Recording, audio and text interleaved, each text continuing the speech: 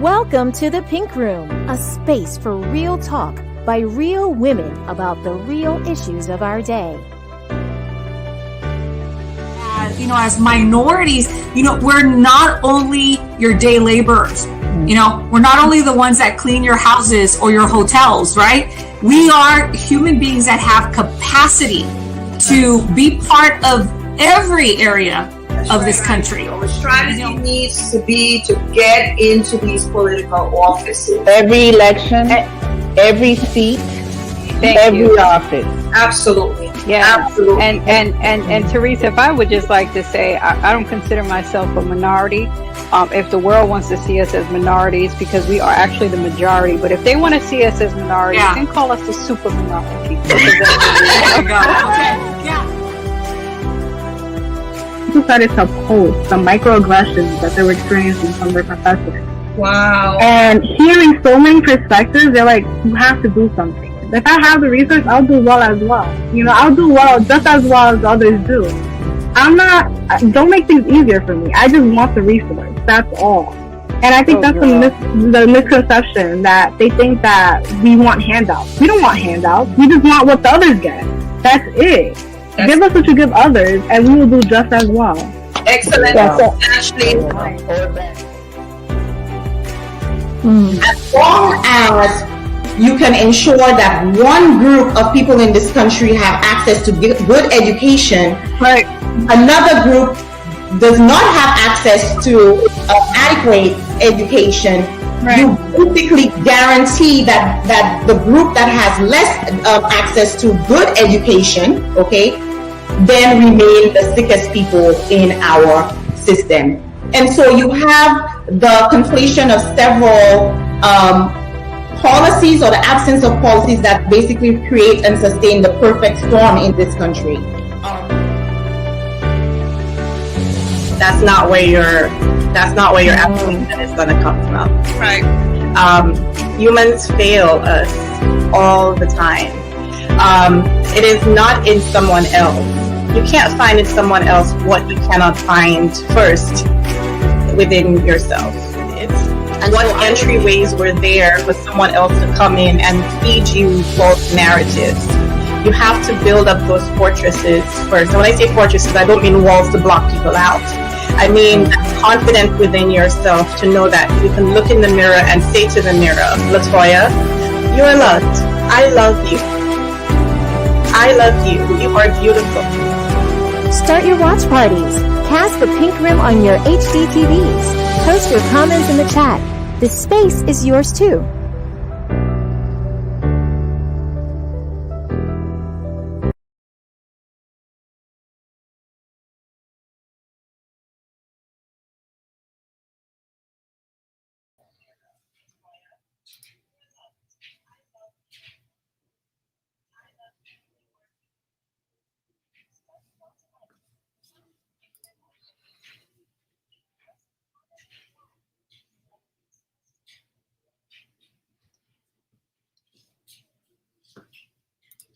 Good day, everyone, and welcome to the Pink Room. I'm bringing on my co-hostesses, Shonda Robertson St. Louis and Dr. Tricia Pennycook. We are so excited. We're sorry that we came on a little late, but we were having such an awesome conversation with Anna Gabriels, and you are going to be amazed at her story and at the person that she is.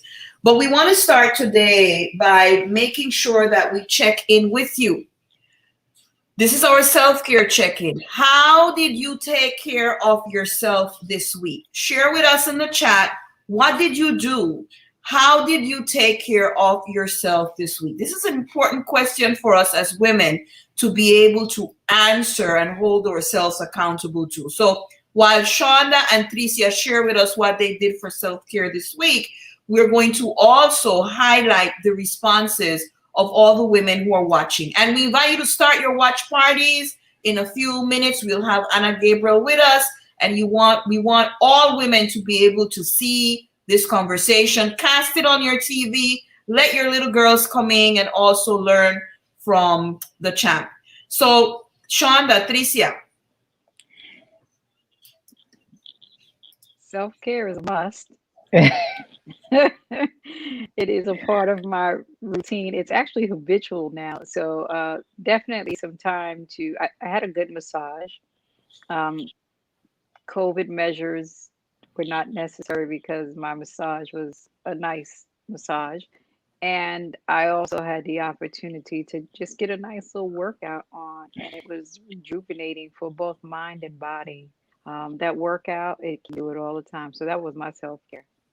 And check in on my loved ones, definitely. So I did a couple things. Hi, everyone. So I think the hardest thing for me to do is to work out.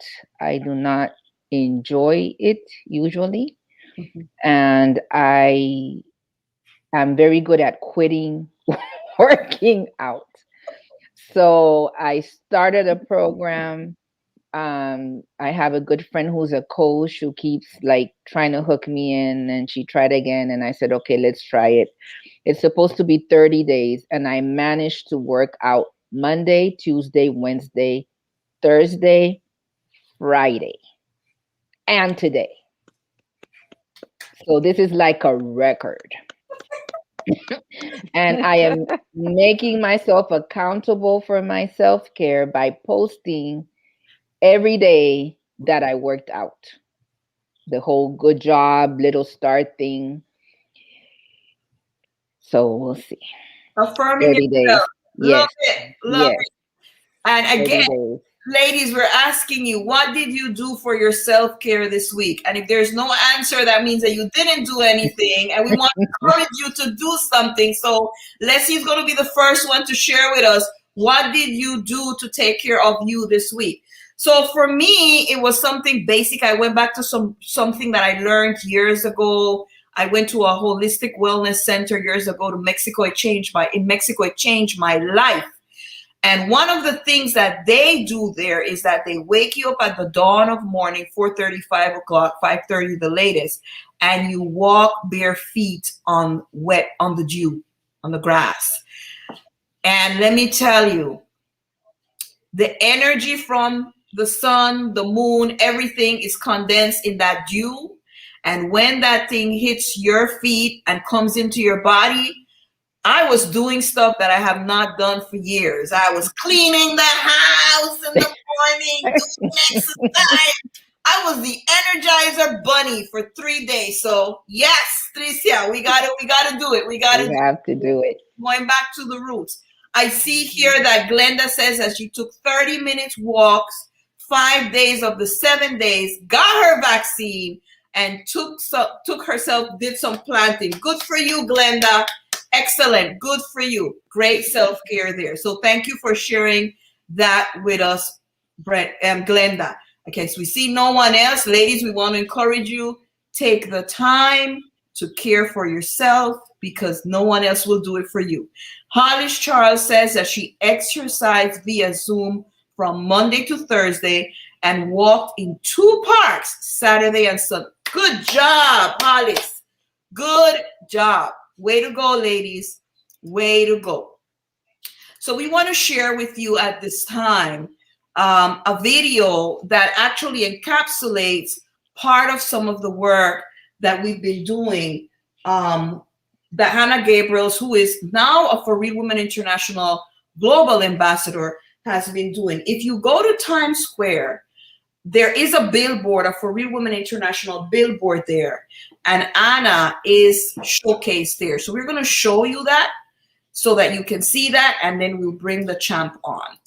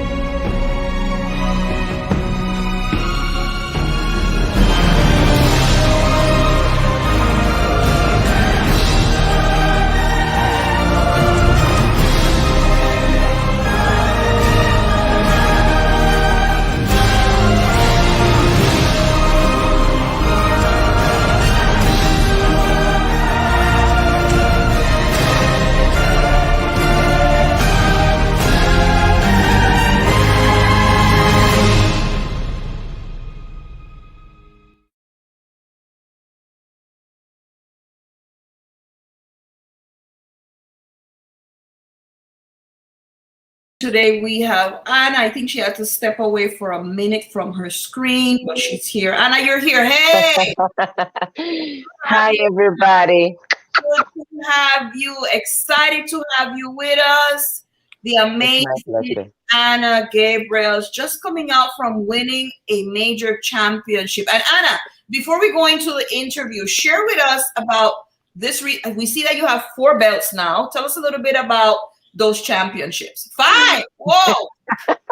Yes, my belt for the high light heavyweight championship from the WBA hasn't reached the country just yet, but today I'll have five belts. Today I'm the world boxing champion for the light heavyweight from the World Boxing Association, and the heavyweight champion for the World Boxing Council. So I just want to thank you because all of you guys has been so helpful for me. For Real International Women, helped me with some of the expenses for the training camp.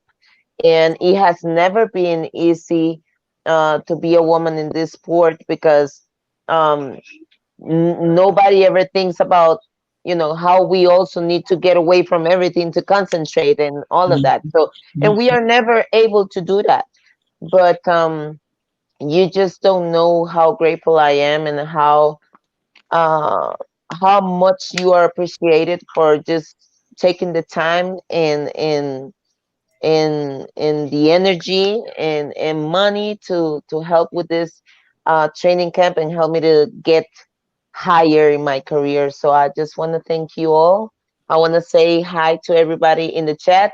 And before I start with everything, I want to say a couple of things because some of the women shared that they did self-care this week and they were doing exercise and walking and everything. And I want to congratulate you. And Trisha, yes. I've always been in a sport or an athlete, right?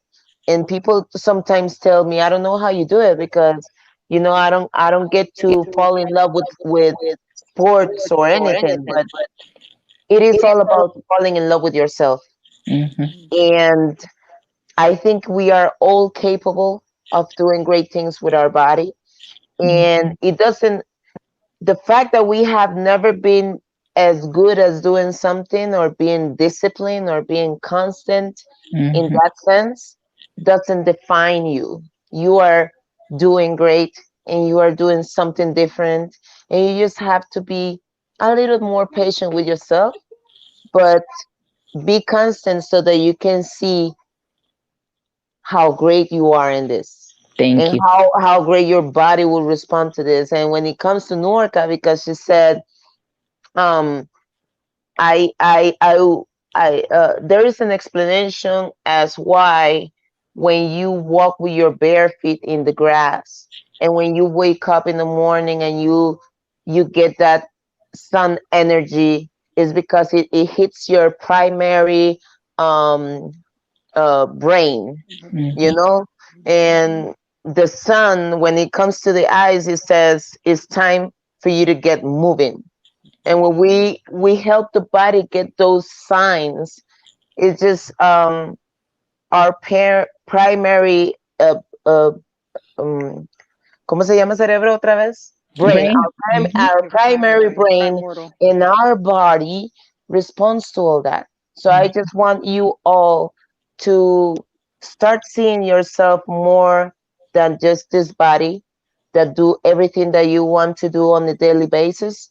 Your body is also a machine that can receive so many things that are invisible for us. And he's able to take all of that and make it a great, great, great thing. So just congratulations to you all. And I hope that you take the time to see how great you are in everything. Listen, now we got free coaching from Anna Gabriel. Thank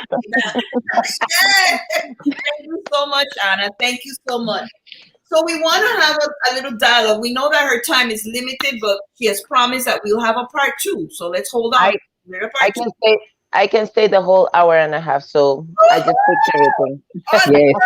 Awesome. So Anna, we want to talk about a little bit about your early life and your childhood. Like, what can you tell us about your early life, your childhood? What were some of the influences in your life at the time? My dad and my mom they always told me that I will always be able to do whatever I put my mind into if I was willing to pay the price. And one of the things that I always remember from my father is that he says that when I was a couple of months old, or just like a month old, something like that, he put his hand on my legs, and I sat down. And the impression that he got, he was like, "Oh my God, she's so strong." And he always told me, "You are so strong, Anna. You are so strong." My mom was very, very strict, and she was always very worried about things happening to us. So she was always watching. She was always making sure that she was with us all the time. And then when I turned 5 years old, I was sexually abused by a person. My mom went to the pulperia. How do you say that? To the store. To the store. She went to the store for probably 15 minutes and left me with this person that everybody in my family loved. And this person made the damage.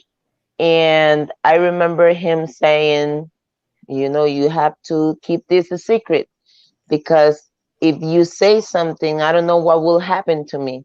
And from a victim, I became his guardian, right? Because I felt like I had to protect him.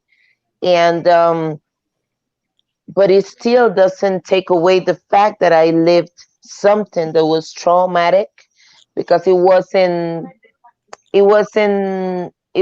like ugly, in the sense that it wasn't like somebody grabbed me against my force and hit me and all of that. It was more how it happened with kids, right? With secrets and things and that. And so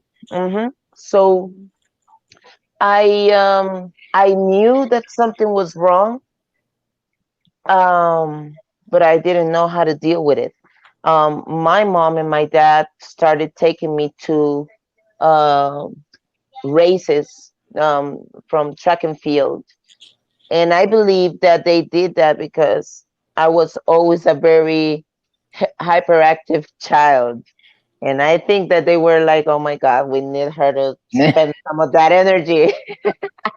But I always say that moment in particular, when they decided to take me into the sports world, was what saved me. Because in track and field, I was able to be me.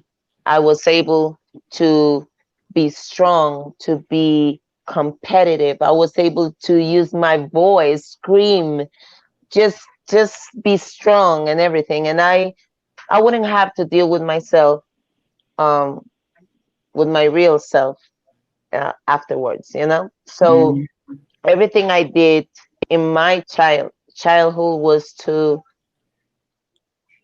work and train so that I can someday become a Olympic champion. Anna, let me stop you a minute here. Just because that story of your abuse, I know is going to connect with a lot of women, right? The grooming, the silencing that occurred. And in fact, there's something important that you said here. Your mother went to the grocery store for 15 minutes. Sometimes people think it's going to happen. They need an hour to 15 minutes. Yes. Yeah. And the thing is that, the society itself is very quick on judgment. And when kids are sexually abused or abusing any form, the first thing that people say is, where what the mom was, where the dad was, and this and that. And somehow we always find a way to get the responsibility to who it doesn't belong, right? Because in the ideal world, you wouldn't have to worry of leaving your child 15 minutes or 1 hour or 3 days or 1 year alone without having something like that happening.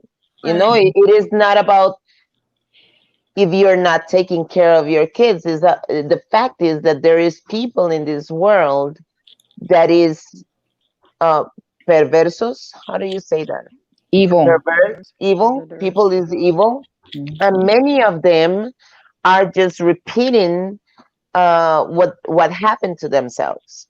You know, we have a system that is lacking on giving people the tools to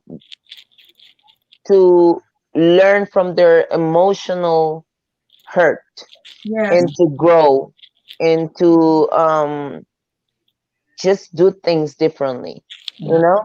And we sometimes we become the judges and everything, and I don't really have any kind of sympathy for the people that does this kind of things. But I always, when I confronted this person when I was 34 years old, my brother, he told me, why now? Why, what is your reason? And I remember he saying, why, how this happened and you were able to talk to him, right? And I always told him, the fact that you asked the victim, why this, how that, it is not something that I can actually like respond with the logic that you might want to hear. I was trying to deal with this as the best way that I could. And I had never had a therapist or any of that. At the moment when I decided to forgive this person, and this is when they say forgiveness is for yourself, it is so true, because when I forgave this person, it was the moment that I was able to go on with my life differently. Wow. I accepted God as my savior, but I had to also forgive him so that I can forgive myself for not confronting myself earlier, so my decisions wouldn't hurt my life so much in my early ages. And when I got pregnant and I had my daughter, I felt this very insecure self, and I didn't want to be around this person that will come to family reunions and stuff like that and share with everybody. And I remember my brother saying, how could you have a relationship with him? And I was like, well, I thought I forgave him, and that was the only way I was able to go on. But then I had a baby, and I knew that forgiveness wasn't enough. I knew that thinking or deciding to think that those things happen only to me just so that I can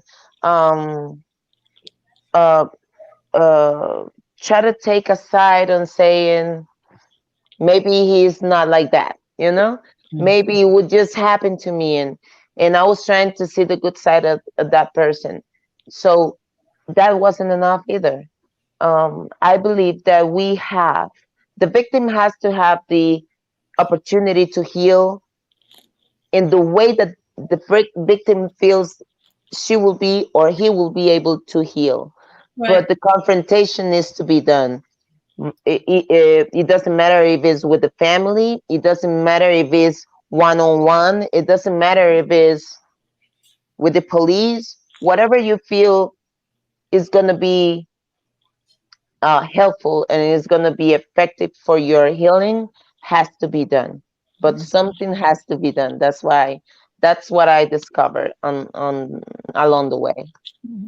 So powerful, Tricia, Shonda, I don't know if you, but so powerful. I think that you have liberated a lot of women right here because you have allowed that, you have given them permission to know that you can confront. And it's difficult.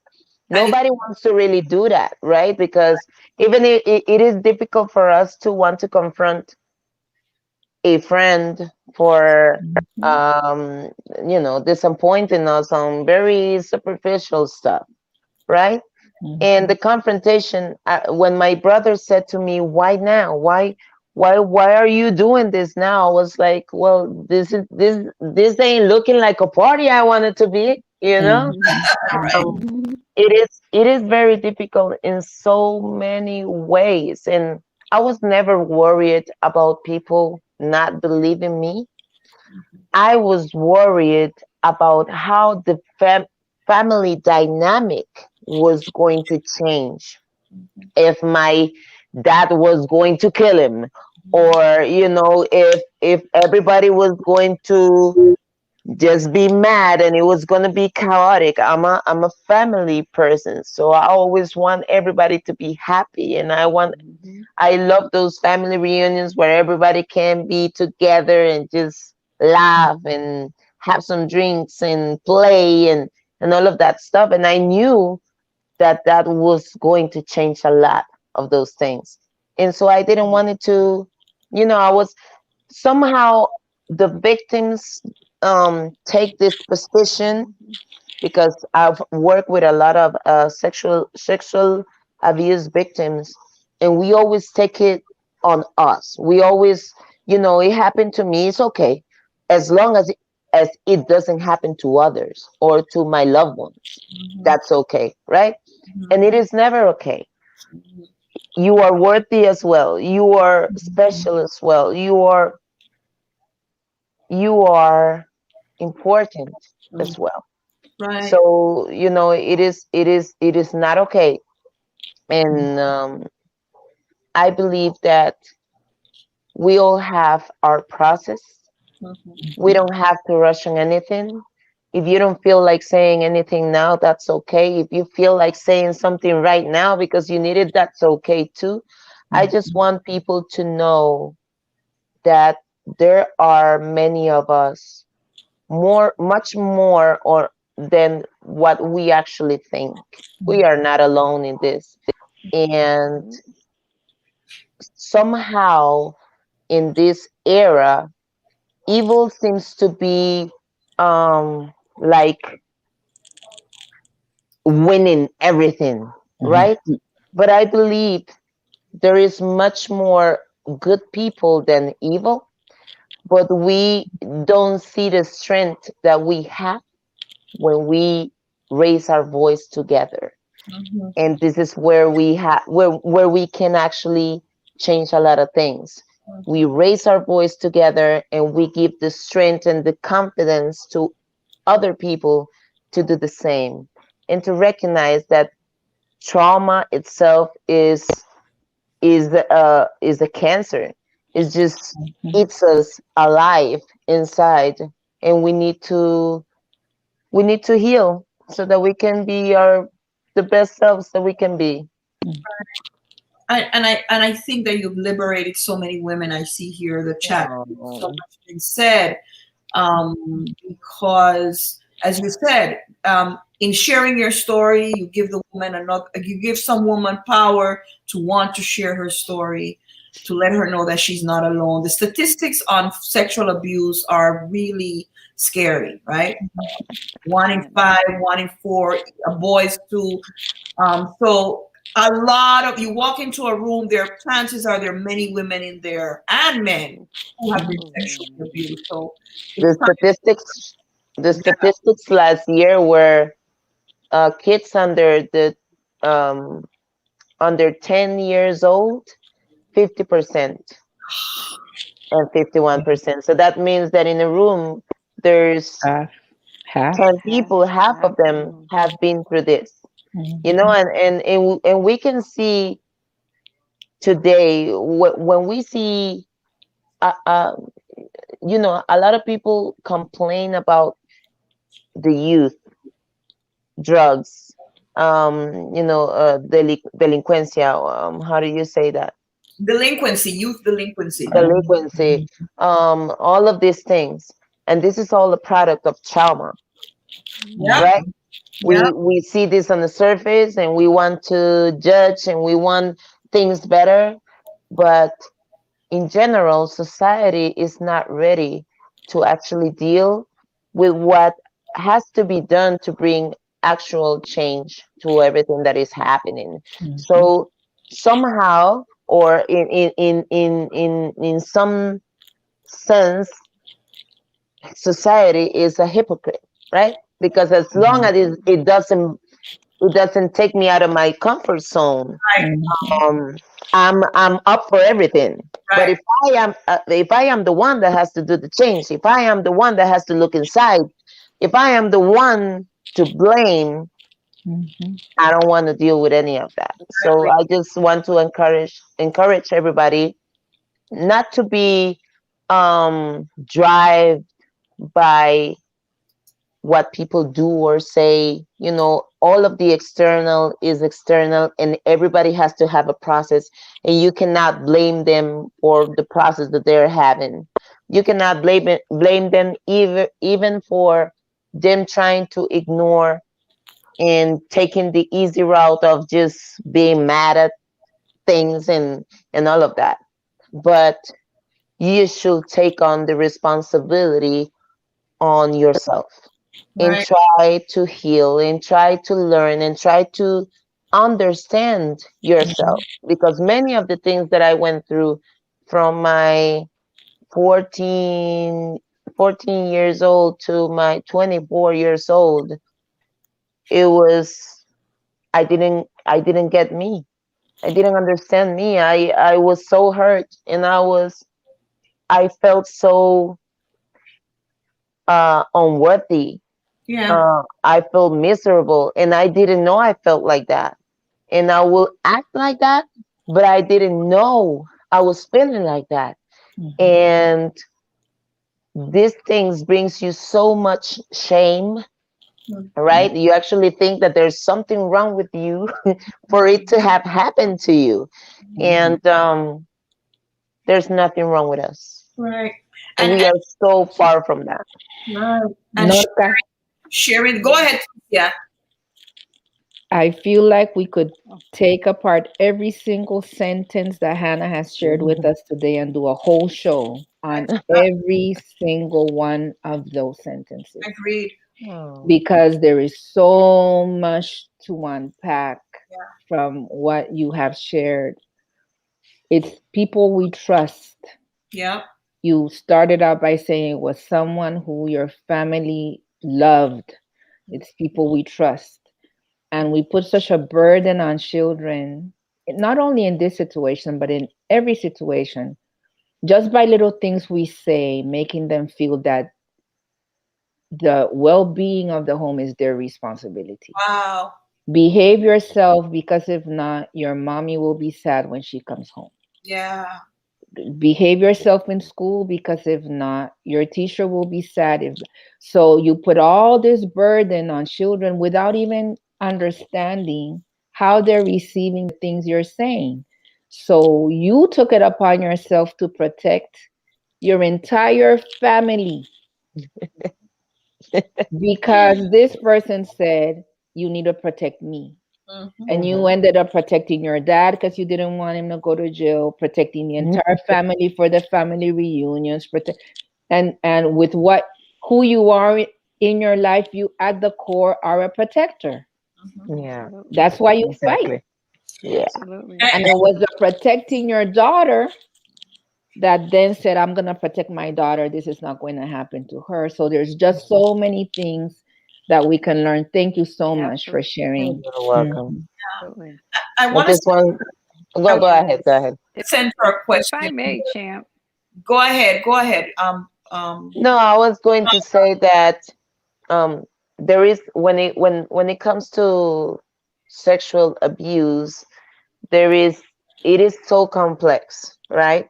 Because we think about the victim, and if we think about the family of the victim, and we see how people react to this stuff, right? There's always a person that ignores it. There is always a person, sometimes when they're lucky enough, that defends them all the way, but there are the very few of them. There's other people that don't believe it. There's other people that, they say, oh, that's nothing, it happened to me or whatever, There is, and people get mad at all of these reactions. And like I said at the beginning, this is all a result of us not having the tools to deal with a situation like this. That's right.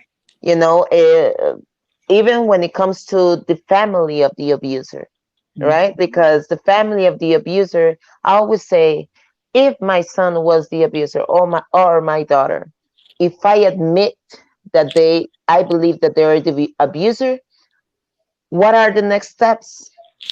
Minimum, I will have to kick them out, right? And then I will have to deal with people being probably very aggressive to myself, right? And to my family. So if I ignore it, if I don't admit it, there is always a doubt. And people will not shoot me in between the eyes, So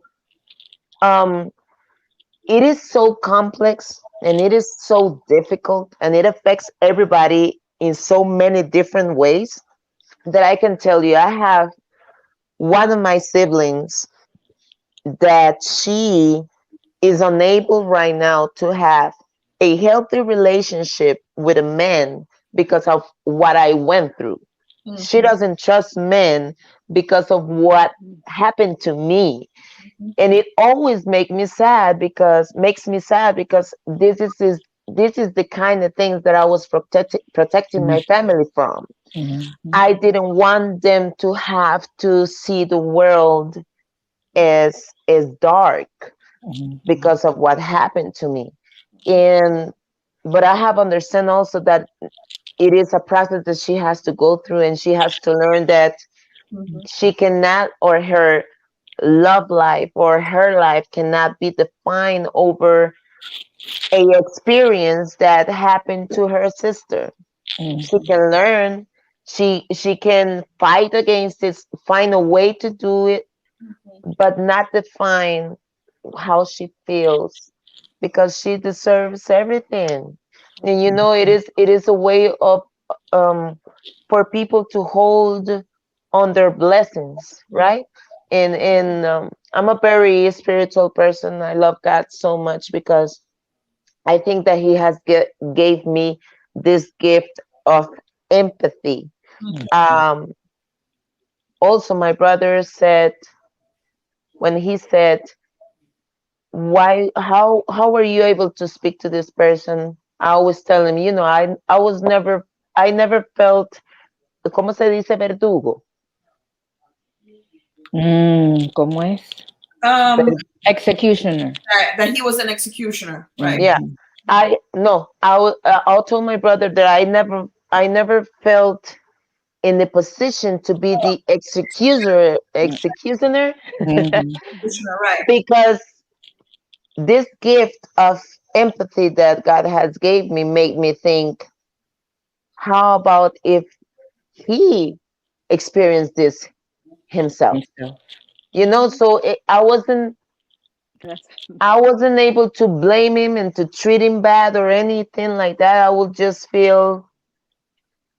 I will feel so much empathy, and I wanted him to feel loved. So he will be around our circle, and I will speak to him, and I will laugh with him and all of that. But none of these things helps, None of these things. It is not about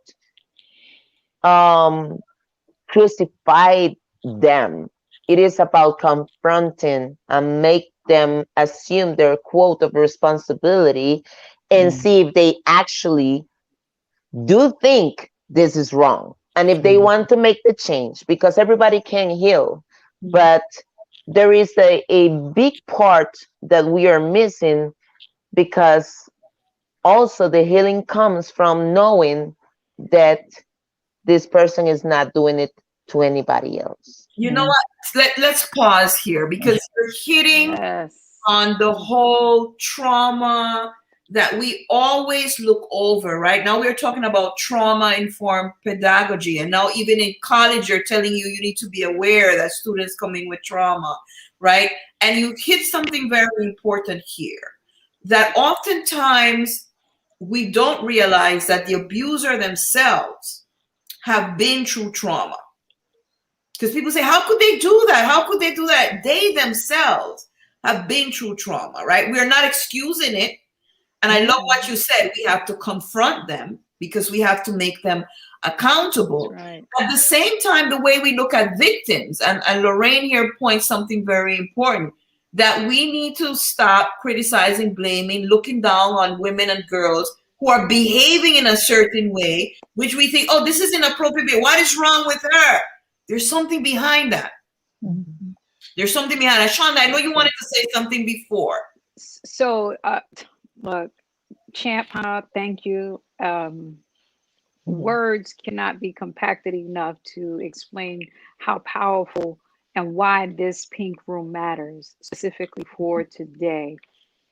Norca hit it also. So thank you. That trauma, we know, as they say, abuse people, hurt people.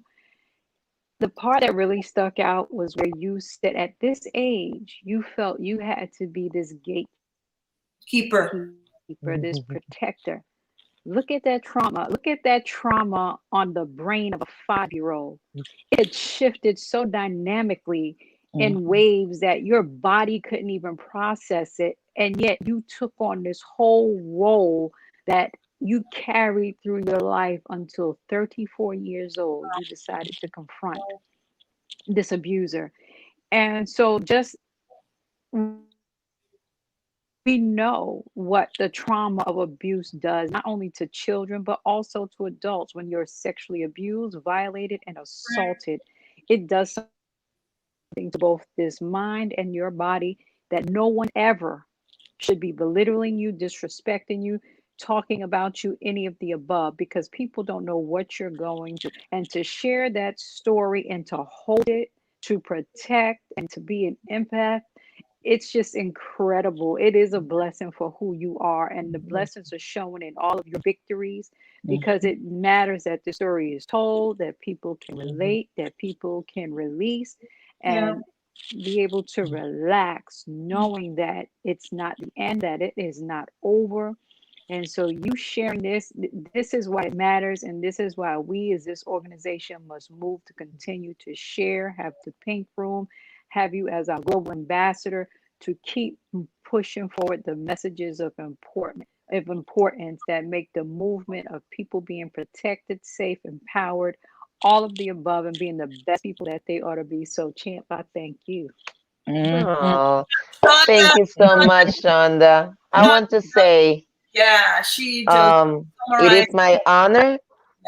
It is my honor, but the glory belongs to God. And I say this because I have heard many times, where was God when this happened to you? Right? Again, just giving the responsibility to who it doesn't belong, right? But we have to realize that even if this or the things that happens to us and hurts us so badly and so profound doesn't come from above, if you're willing for these things to go through his hands, he can make a great thing out of this. Absolutely. You know, Absolutely. Things could have gone really bad for me. I can tell you, from 16, 17 to my 24 years old, I was a mess. I probably, I don't know, 3 or 4 times I was very close or to moments to find that, really, because I was in places where 10 minutes later or 1 hour later, people will die, and I was going to be there. And somehow he always made me feel this. I had this sense of danger that make me leave, right? And when I decided to accept him, many of these questions of why me, why did this happen like that, why many other things didn't happen as I wanted them to happen, and all of this, I had to learn that many times the answer of those questions don't really matter. Probably you might not be ready for those answers, but you can focus on the purpose, and you can focus on building the strength, building yourself, so that your testimony can be a light for others. And this is why I feel so lucky, because somehow God has make all of that turn into this, and to be an ambassador for Real Women International, for me to be here, be able to tell my story without any more tears, and with a smile on my face, and tell you that you are just as amazing as the way that you might see me. It is truly a blessing. Thank you so much for the opportunity. My goodness, so many gems. I mean, we could stay here. We could really stay here, but we're going to move on, because this is one thing that I love about you, Anna. And I've said it before. I've shared it before with people, and I've said it on my Facebook. I've been blessed to meet several women with fame, but there's something about your down to earthness. You're so genuine, right? That is unusual, because you tell it as it is and you pull the wisdom from it. So I want to applaud you for it. You're truly amazing. So we want to talk about your family a little bit. You came from a family of athletes, and I think now you're in a family that are athletes too, because your husband is also a boxer. Yes. Right. So tell us a little bit about your family and the whole athleticism, boxing, soccer. You're a very great family. Well, my dad was a boxer, and then also a soccer player, and then he loved singing, so he does that as well. That's where he gets all these women that think that they're gonna have a next Hannah Gabriel's from him, and it's crazy stuff. My mom, she wasn't an athlete, but she was crazy enough to jump on, like, from cataratas. How do you waterfalls? Waterfall. Like go into the water like that. Crazy stuff. And I think I got from her the boldness to just be me, right? And then my brothers and sisters, I'm the oldest of the marriage. Then my sister did track and field with me as well. And then my brother played soccer. He was a national. He was playing with Costa Rica as well. Then he played in Spain and Italy and stuff like that. And I married my husband. He was a world champion too, a world boxing champion. He is right now seeking and pursuing the world championship again. And my daughter, I want to share this with you because I believe it's very important. It is not about when you come from a family that is known for their sport or their art or their professional careers and stuff. Sometimes we lose sight of what is important, and we put all this pressure on our kids to become a copy of us, right? And sometimes we don't do it ourselves, but people do. And I remember people meeting my daughter and saying, "Oh, so you're gonna be a boxer too? You're gonna be a champion? You're gonna be training? Are you training with your dad and your mom?" And she was fine with it until one day she was probably 3 years old, maybe 4 years old, the latest. And somebody came and said that. And they said, "You have to be a champion like your parents." And all of a sudden, she got this worried face, in, like worried look in her face. And my husband, he grabbed her and said to her, "Listen, you don't have to be anything you don't want to be. If you choose to box, we'll be there. If you choose to do something else, we'll be there. And it doesn't matter, but we will always love you." And she gave us that sense of relief. She breathed it, and then she was like, and gave him the biggest hug. And that made me realize how we adults are sometimes don't have the empathy, and we are unable to really understand the impact of our words in our children. And this is not even a bad thing. It is just something, it is pressure on them, allow them to be just kids for right now, don't ask them what they want to be. If they want to be something, they will say it, and they will say it all the time. Just try to teach them and to show them all the different things that they can do, that they can have fun with, and let them choose. But in the last, you show a little bit before an interview that I had on last Sunday, and in that interview, my sister, that she is 11 months younger than me. I was born in January, and she was born in December the same year. And we didn't have a great relationship when we were little kids, but one time, do you ever, well, I don't know if you ever heard from Zoila Rosa Stewart. She is a track and field champion, and she's amazing. And I remember when I was 11 years old, I was mad at my sister. We always had to sleep in the same room, and my brother had his own room, right? And we were mad because we wanted our own room as well. And she will touch my bed, and I will get so mad, and I will go to the bed and do like this, right? And then I will sit on her bed, and she will come and do the same.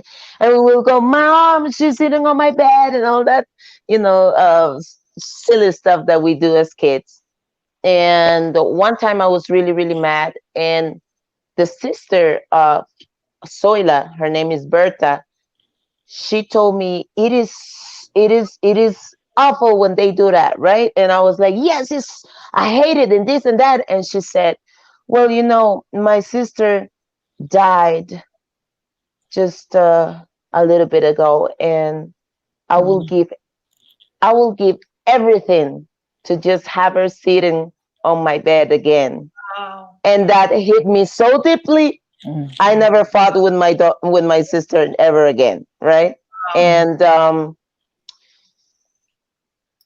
my sister is very different from me. We are total opposites, and I always have admired her because she is so spiritual. She is so amazing and everything. And I remember people saying when we were together, "Oh, they're so cute," but she's cuter because she has light eyes. And people think they're doing a compliment, and they don't actually realize how those words hit my sister so badly and make her feel unworthy and unpretty. So I just want to share this because I think that I can tell you how my family did this and did that, but when it comes to the experience that and somehow has led the path for me to understand that everybody in a family is a separate world. And we see that a situation or an event can happen, and if there is 5 pair of eyes there is 5 ways to see this, right? And I want people to understand that our kids are just a total a whole nother individual. You know, we sometimes think that kids are just these learning machines, and they have their own personality, they have their own view of the world already, and most of the times that's view that they have, that perspective, is a whole lot more healthier than ours, and much more realistic than we think. And so just understand how strong, how powerful our words, our actions are for them. It is what I would like to live, because we were great athletes, but we made the same mistakes like everybody do in their life, and we deal with people that said a lot of bad things and a lot of good things, and we did fight, or we did fight every day, and we didn't like each other and all of that, but that is usual, but that doesn't define how our love for each other has to be, and respect, of course, and the respect. Awesome. Such gems. Yes. So Yeah. you normalize families. All families got issues. Yeah. Yes. Yes. And, Yes, I think all families. Go ahead. Yeah. something that Hannah said and how, just struck me, and that is that we even unintentionally base so much of our love responses on performance. Yes. mhm. And it ties to something that she said before as well. When your husband told your daughter, "We love you because you're our daughter." Love it. It doesn't matter what you want to become. Our love is based on the fact that you are ours, not based on what you want to be or you will become. It that hug was freedom. Yes. Liberate her. That Yeah, hug was liberation. freedom, and I think one of She's the best she's things. too free now. Yes, there. She's like I'm like, we have to study, and she's like, no, no, no, no, don't worry, mom. Like, I don't really want to study. I'm like, oh my god. She's like, go ahead, you don't have to work that hard. You can just lay Just down. I was, studying. It's not important for me, and I'm like, this freedom is not working. Not really. But it She's a is that liberated it is what woman. it is. And It I is what love it the is. girl. fact Yes. that you liberated her very early. She doesn't carry this burden into her teen years, Yes. thinking that there's these great expectations upon her. Yeah. And it's not that you don't have them, because we know as parents what they're gifted, and sometimes you feel like you see the potential and you wish you know what they can do and where they can reach and the dreams you may have and all of that, but we need to be so careful of basing our love on who they are Right. and not what they do or how they behave, but on who they are, because that opens up the door for them to come to us when there's a problem. Right. Because when we base it on their behavior or on their performance, that same idea will make it more difficult for them to come if they feel that they're failing that dream that they believe we have for them. That's right. That's right. Dr. T, I had a martial arts instructor who once said, people often say children are like sponges, they soak up everything. But also, if they take in too much, they can also drown in that water, right? So we just have Yeah. to be very mindful of what images we as the adults are portraying on the children in our lives. Beautiful. Exactly. So, Hannah, relationships. Like every one of us, you probably had some good ones, some bad ones. Now in a good marriage. What can you tell us about relationships? What have you learned from your relationships? And I know that my first knowledge of you, for some reason, I feel like you lived in New York. Like at some point, I knew of you in New York, not as a boxer, but I think we crossed paths somewhere. It's very strange. In my mind, I feel like I met you at some point. So I lived here. I lived in California. I lived in Oakland, California for almost a year. Okay. So tell us But about the relationship that you had at the time. when I tell this story, I don't want to make the guy look bad, because truly and honestly, the relationship that we had was toxic, because neither one of us, well, I didn't know what I wanted in life when I was 18 years old.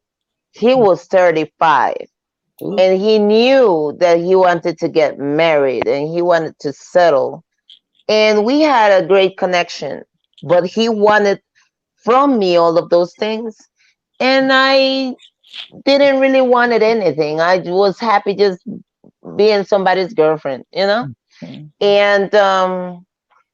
there was a situation. uh Let me try to put you guys in a context. When I came to the States, I was doing braiding. I was braiding hair and stuff like that, and I was helping a friend with her business. And I think I went for pancakes or something like that, and there was this guy that was doing scouting, and he was like, "Oh, you're so beautiful. Will you like to come to do like a casting?" And I was like, "Okay." Right. And I went to my boss and I told her, "Oh, he wants me to go into a casting." And she was like, "Yes, go, go, go." And it was in the other side of the city. And because I went to the States on my own, and I was already 18 years old, and whatever, I didn't have any type of relationships experience. I didn't tell my boyfriend. I didn't even feel that I had the need to, right? So I went. It was quite far, and then when we came back, he was going to drop me, but he made a mistake. I wanted him to drop me by where I was always getting dropped, so that I can get into the house. He made a mistake, and so he had to turn left and leave me in the other corner. My boyfriend at the time was worried, and he was waiting for me at the first corner where I was always, being dropped. So when he saw me getting off that car and going to the other side of the apartment, he thought that I was hiding. I just went to the other part to the front of the apartment, because since I was in the other corner, it was easier. So he ran to the back, and he just, he went and he ran, and then he confronted me in the front. And he was so pissed off. He was screaming. He was calling me names and everything. And I was like, "Calm down. I am coming from a casting. Look." And then I had the books and pictures and all of that. Even with all of that, he didn't believe me. And from that point and on, it was hell. He will smell my underwear. He will, go and check me into the shop. He would do so many things. He was, he was stalking me. And I decided to end up with the relationship. And he didn't want to, so I didn't do anything. And then I got pregnant. And I was like, oh my God, right? I was like, oh my God, I wasn't, somehow I thought at the beginning that I was like trapped with him. I don't know why. Then when I got pregnant, I was like, oh my God, now there is something that will, attach me to him forever. And because I was so scared of him, I will have panic attacks and all of these things. And then when I was like 3 months, I had like a lot of pain. I was having contractions. I asked him for him to take me to the hospital. He didn't do it. 3 days after I lost the baby. Wow. And we were at the hospital, and when they told me, hey, you're not pregnant anymore, I jumped so high and I was so happy. And I wasn't happy because I lost the baby. I was happy because I knew that if he would have or she would have lived, our lives would have been miserable with this person, right? And so then it was a situation where he will be stalking me more and saying to people that I probably, he will go to the shop and say she has AIDS and this and that, and nobody wanted me to braid their hair and stuff like that. And so one time I get up one time I get off the how you call the subway, and I used to work really late. So I get up the subway. I was already renting like a room somewhere, and I was the only one over there. And then it was like a drive. You call it drive-in when they shoot, right? Yeah, drive by. A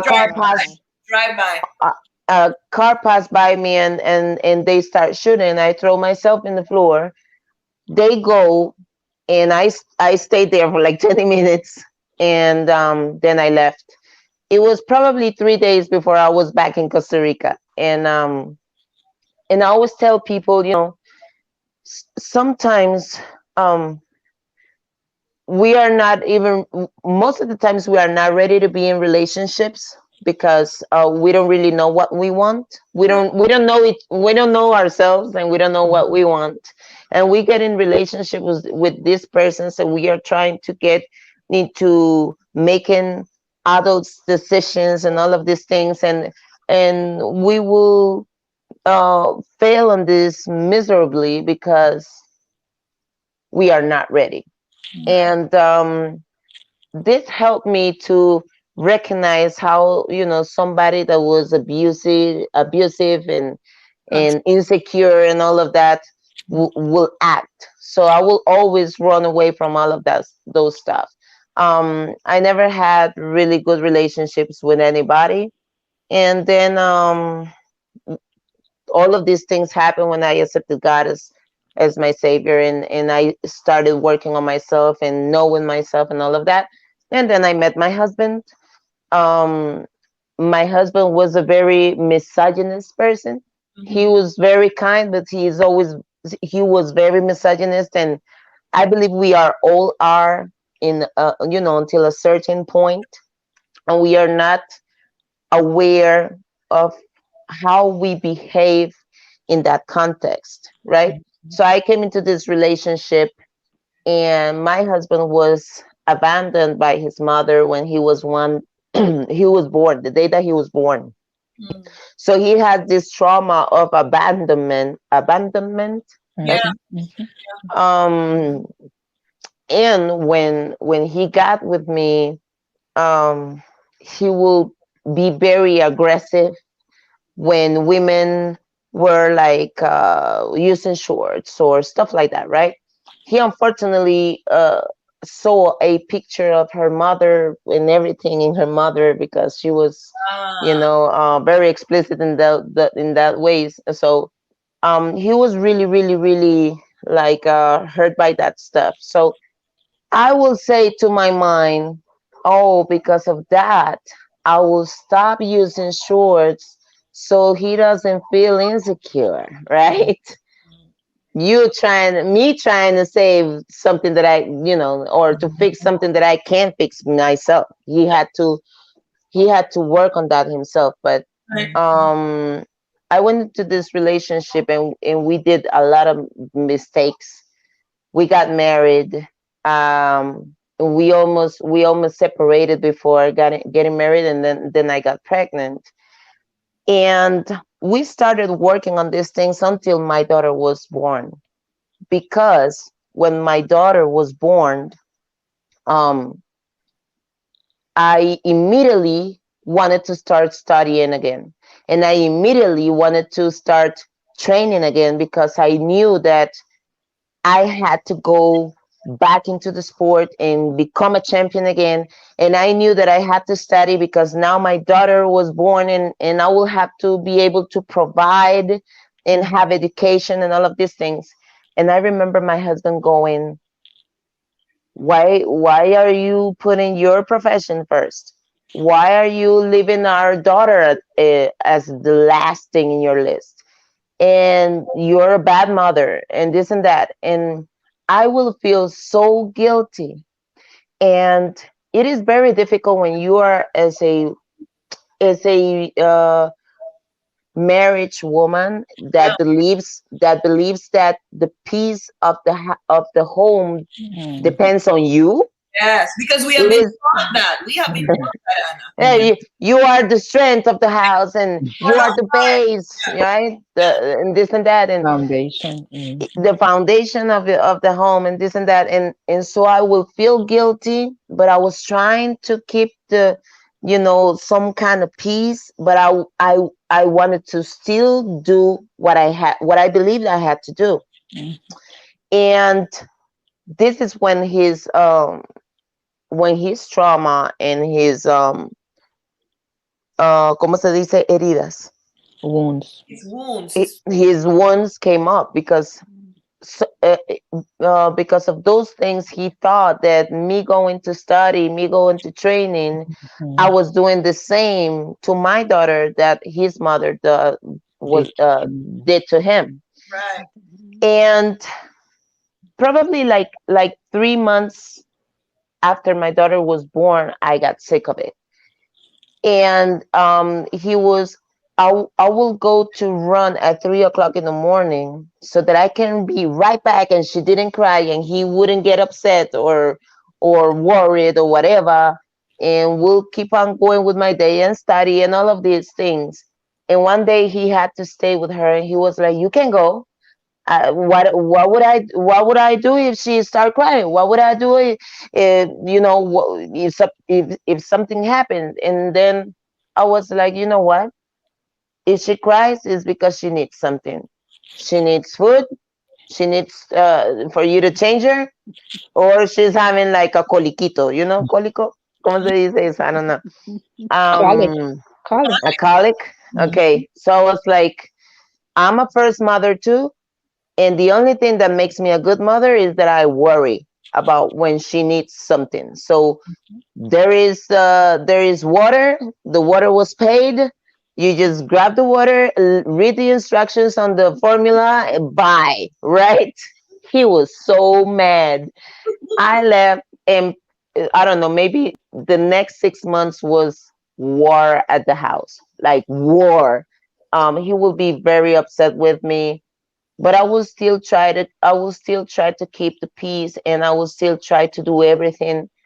And maybe like 2 years later, he thanked me. He told me, I want to thank you because you made me be a dad. And I didn't feel capable to do it. I was afraid and everything, but the fact that you just let me be, helped me to understand that it was something that I had to do. And today my daughter is my best friend because you allowed me to be her dad. And sometimes we are, as women, many times I believe we feel overwhelmed because we feel, and most of the times everything is on our shoulders. But many times also we are unwilling to give the responsibility to somebody else, Yes. right? Yes. And it is necessary for us to understand that our time is precious as well. And we need time for ourselves. And we are strong, yes. And we are capable of doing everything, yes. But it doesn't have to be that way. And if we avoid people from doing things, we are also minimizing them. We are not allowing them to understand their capabilities, their strengths, you know, and their virtues. And so we need to be able to do that as well with our families, with our husbands, with our kids, with ourselves. Yeah. You know? What a beautiful lesson, Anna, because there's something that you said here that I think we often don't realize. You know, clearly your husband was acting based on his own traumas, and you said he had to deal with his own traumas. Realize that you could not protect him from his traumas, and it didn't matter what you did, he would still. And I think that's an important thing, because oftentimes as women we feel that if we do things a certain way, then it's going to help him with his insecurities. Really and truly, that person needs to find help for their situation. And together we can get tools, but I can't do for you what you need to do for you. So such a and most of the times when we do that is because we have our own wounds too, right? When we have our own things to work on too, right? And many times we ignore that, and because they have his, you know, it is part of the history. It has we have always believed that we are the nurturers, we are the guidance, the healers, all of that. And the truth is that if they are not whole, even if we are, there is so much that will be taken from us, and we will not be able to recover all of that, because all of that energy is wasted energy. And when you invest the very best of yourself, is expecting for this to develop into you know, a better man, a more aware man, a healed man, and all of that it just doesn't get to that. And you end up being hurt, you end up feeling unworthy, and you end up feeling also that you're not enough. And most of the times these relationships ends up, not everybody is able to grow into this, right? Or grow out of this. And they leave and they find somebody else, and you find this other person giving to them what you wanted for yourself, and you feel like, I wasn't good enough, what did I do wrong, and all of these things. Or you know, the partner goes into infidelity, and the first thing that you think is not is his responsibility, right? He has no commitment. The first thing that you think is like, what am I lacking of that she has? All of this competition that is implicit in ourselves, in our culture. And all of these things I have going through in my marriage, and I have learned that for you to be able to help the other, you have to be able to help yourself. Heal yourself. And then if the person doesn't walk to be right by your side in growing terms, in healing terms, then there's no reason for you to stay. This is what I love about all that you're saying. That you have some. I just want to plug this in here, Anna. We You need are to a sit very, here. I know you are such a self. I don't think you realize the kind of wisdom that you have, right? And it comes from you taking the time to really study and reflect upon your life. You're not just a boxer. You're an extremely wise woman. You're like 85 years old of wisdom, right? Right? And it's because you self-reflect. Like you really take the time. And you need to be writing books. You need to be giving speeches because there's so much that you pack Oh. in your little head right here that a lot of women need. So, and I thank you for gifting us this wisdom and that it's coming from you because we may say it, but because it's coming from Anna Gabriel, people get it different. Yeah, go ahead. Oh, sorry. No, You got cut off. I Sorry. think she got cut off. Yeah. Uh-huh. no, I was saying go ahead. Go ahead. Yeah. Oh, go ahead. And Brenda says here, yeah, she's 85 in the head, but she looks 25. I agree. Aw, Totally, thank you. Brenda. Totally. I don't know, Shonda. I'm gonna go to the next section, but Shonda, Tricia, do you have anything you want to add to this? Just so much wisdom. I just think that there is so much that comes with being a boxer. The work that Hannah has had to do because it is a brain game before it is a fist sport. Right. She can't walk into that ring insecure. She can't walk into that ring not knowing who she is. She can't walk into that ring not being fully aware of what her strengths are and Or opponent is. yes, and we do not, and that's women in sports. And I don't think we give enough value as women to the work it takes for a woman to be successful in a man's world, in the world of sports. And that's the wisdom we see. That is the wisdom we see. And that is why we're so happy to have you here, not just today, but to be able to show our little girls and our young women that even if it's not in boxing, whatever field you choose, do the work. Do the work so that you know who you are and you're able to do what you said. You just said, if the person is not able to walk side by side with you, you need to be able to know you have to walk away. And that is a lesson that we Give do yourself not permission. get taught. So And you know what? The lesson is if there's something wrong, you stay and fix it. Try to The fix it. lesson is never if the person can't walk with you, keep walking. The lesson is always if the person can't walk with you, stop walking. Stop walking. So what you Take said him is on your back. Take him on your back. Carry him on your shoulders. And we would probably do that for a little bit. But the thing is that, as a boxer, people say, oh, you probably don't take anything, right? Like, he be in trouble and this and that. And they think I'm this empowered woman. Then when I have a discussion with him, I will be like, oh, well, I don't care what you say. Right.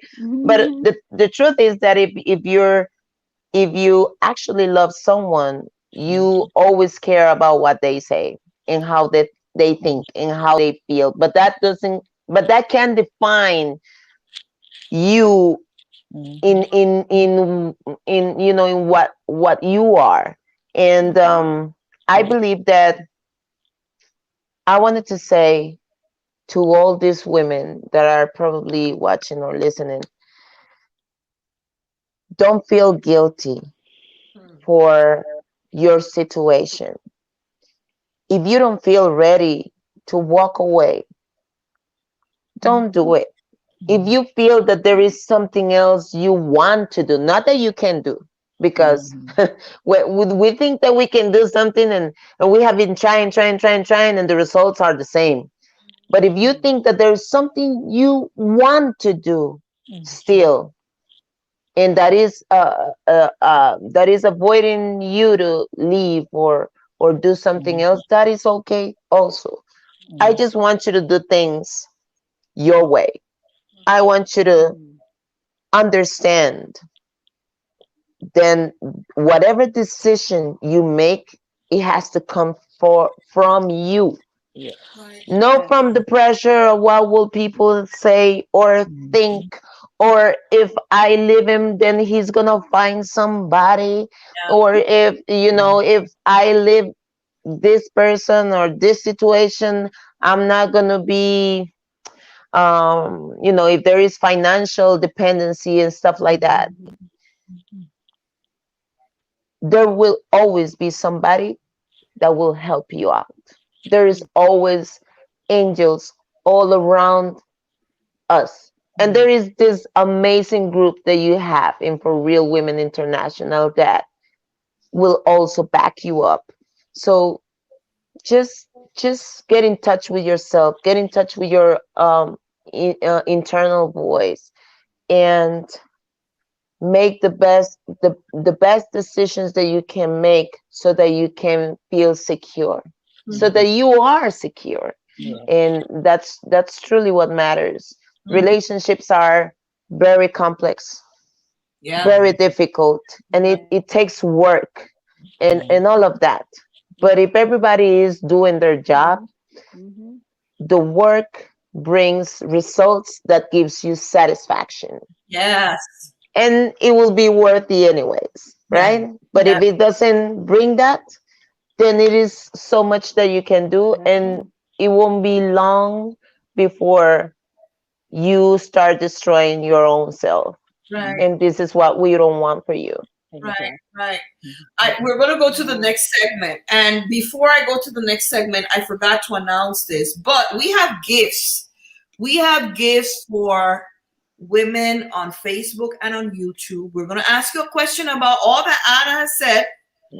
And whoever answers the question first, we're going to send you beautiful handmade organic lavender foaming hand soap. And also we'll send you the sugar face scrub, also in rose and lavender. So we'll send that out to you. We'll mail it to you, to whoever answers the question first. I think we lost Anna. I'm not sure. Maybe she's having some internet connection. She's coming back in. So Anna, female in a male-dominated field, it cannot be easy. I just want to center one thing. You shared with me a few weeks ago or a month ago or so. There was kind of some trash talking from a female boxer about you. So never mind what the males, but now you have female boxers kind of like going into this thing about attacking each other. And I was like, whoa, so you're not with the males, it's one thing, and now you're also the females, instead of us trying to work together to see how do you deal with that? Well, men takes on this subject very differently when it comes to us.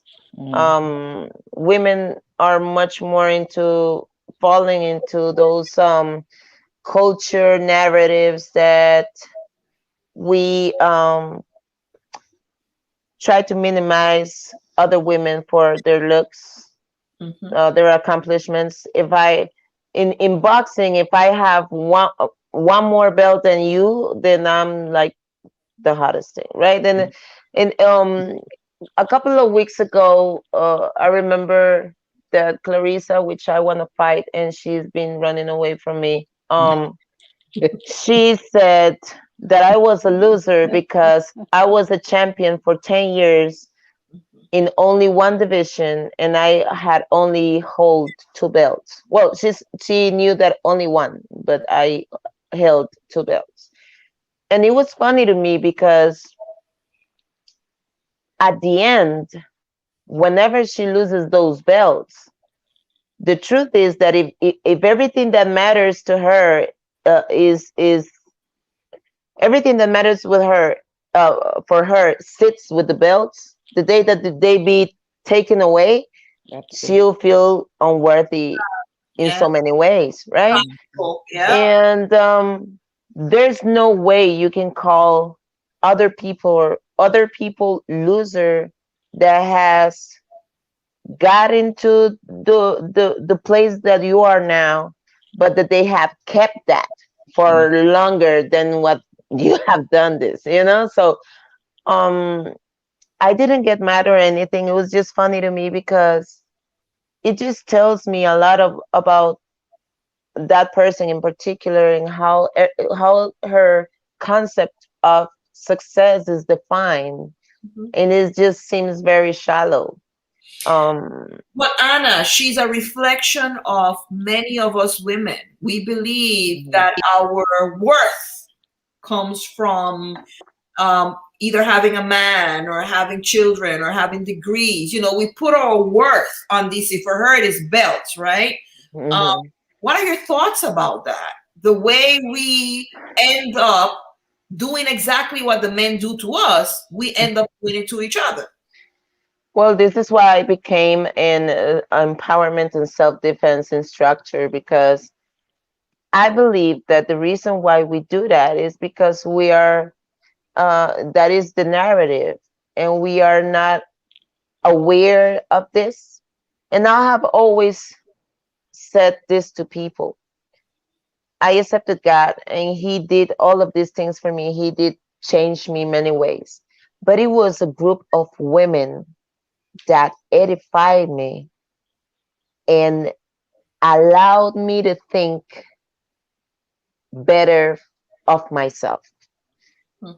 These women, they were older and they were amazing, and they had their own challenges. They were all married, and they had to deal with infidelity and with aggression, and the other one with this and that. But they saw me as their daughter, and they will say things like, believe in yourself. You are great. I remember one of them is an aunt that I love very much. She's not an aunt of blood, but I will call her auntie. And I remember I'll always do this. I'll show you so that you see that I'm not lying. When I have a pen and a paper, I start writing so that I can get better with my writing. You see, I do it all the time, and I practice my handwriting. Right? Listen, isn't that what they taught us in Spanish schools when you start schools of ortografía? Caligrafía. What? I do that all the time. I love it. And I remember I was doing my signature, and she said, Hannah, that signature, it takes too long. And I was like, but I like it. And she was like, yeah, but when you become famous, that is not going to allow you to sign quickly. And I laughed so hard. I laughed at her so hard, because I was like, famous? And she was like, yes. And I was like, what? And I remember leaving that room like, she must be out of her mind. I am not none of that, right? Oh. And then years later, I become a champion, and then people is asking me for, autographs and stuff like that. And today I was watching a sermon that said, aren't you grateful for those people that are able to see your potential even before you actually see it for yourself? Yes. Right? And God always sees that on us, but it is rare for other people to see it in us, right? And I am always grateful of that group of women, and I want all of us to identify when all of those narratives come alive in ourselves, right? Because when Clarissa attacks me, she used to say a lot of things, and I will get a little upset, and I will want to respond, and then I wouldn't do it, right? Not because I don't have anything to say, but because I'm not falling into the circus. Yeah. And I don't want to I don't want to complain about something and do it to her, you know? So I believe that when it comes to her and I, the fight will happen and we'll have to see each other and we will have to deal with this. And after everything is done, we will be able to give ourselves the hand and be okay with whatever has to be okay. I'm okay with all of it. I just want to fight her. And but I believe that we are not giving ourselves the opportunity to really, really understand the strength that we have together. Right. It always amazes me how men, even if they don't like each other, They work together. they're like, and if they have to back themselves up, they don't know each other or they don't like each other, but if they have to back themselves up, they'll do it. Yeah, they will. And this will become a reason for them to be the best friends. Right? And it's just like, oh my God, how they do this. And it's just because they do have that same respect for themselves, right? And they know the power that they have when they work together in everything. And we see the world as it is today. It is just a very ¿cómo se dice? Red de apoyo. Network, support network. The network that they have is like, I wonder if they were smarter, the things that they will do with that network, you know? Most of the times they only destroy and all of these things, but it's just that sense of fraternity that they have is something that we have to learn a lot. Because I'll tell you, in this boxing business, to get a purse that is competitive is ridiculous. If I as a boxer ask for a purse that I think I deserve, I'm nuts and I'm crazy and nobody wants to see women's boxing, and this is the justification that they gave me so that they don't have to pay me and all of this stuff. But when it comes to the obstacles, it's more women than men, because if we see women boxing, we see their trainers are men. We see that their fellow partners or the sparrings are men, and they are all supporting these women and having their back. So there is, at some point in the organization or how this business works, when it comes to payments and when it comes to giving us the platform to fight, it is not equal. Yeah. But the support is much more felt than from women themselves. So I believe it is just that we really have a lot of work to do when it comes to recognizing our strength in our unity. Absolutely. And I'm glad that you're opening us up to some of the challenges in the world of boxing, because I think that oftentimes this is a sport that we don't pay attention to. Like we think that's for men, what? So it's important for women to know that we need to support boxing because they're women boxers that are trying to make a difference like you. So let's go to the section we want to talk about. Yes, go ahead, Tricia. I don't know how it was where you grew up, but my grandma in Limon would not miss a boxing match. So cute. I don't know. It must have skipped a couple generations because my mom was not into it at all. But I would see my granny like, get him, yes.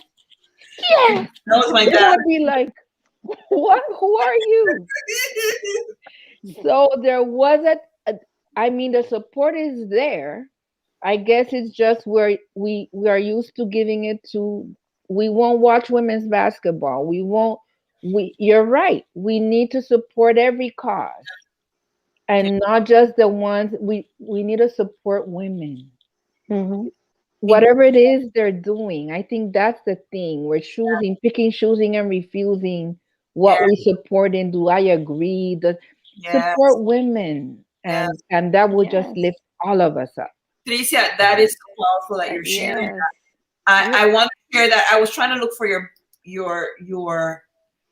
the day you were boxing. I was not happy because I kept looking. My husband too.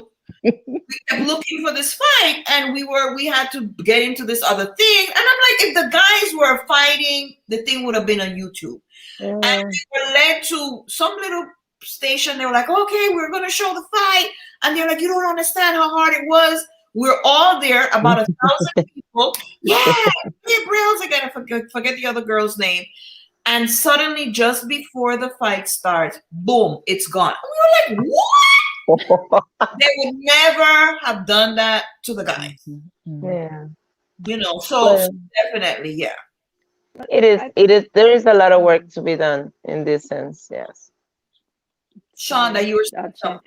I just think it just continues to speak to the gender disparity that has been happening for centuries across the world. And as you said, Champ Hannah, that, you know, we just have to continue to support each other. And I think sometimes, you know, we do get caught in that culture trap, and those things do bog us down. And I'm thinking that, do you think that maybe this is Clarissa, you know, she's coming from thinking in this male dominated sport that she's trying to do exactly what men do, sort of like the trash talk, but she's taking it to a different level, and it just takes away what the sport for women is about, because we know women are not equal in any sports. I mean, I love sports.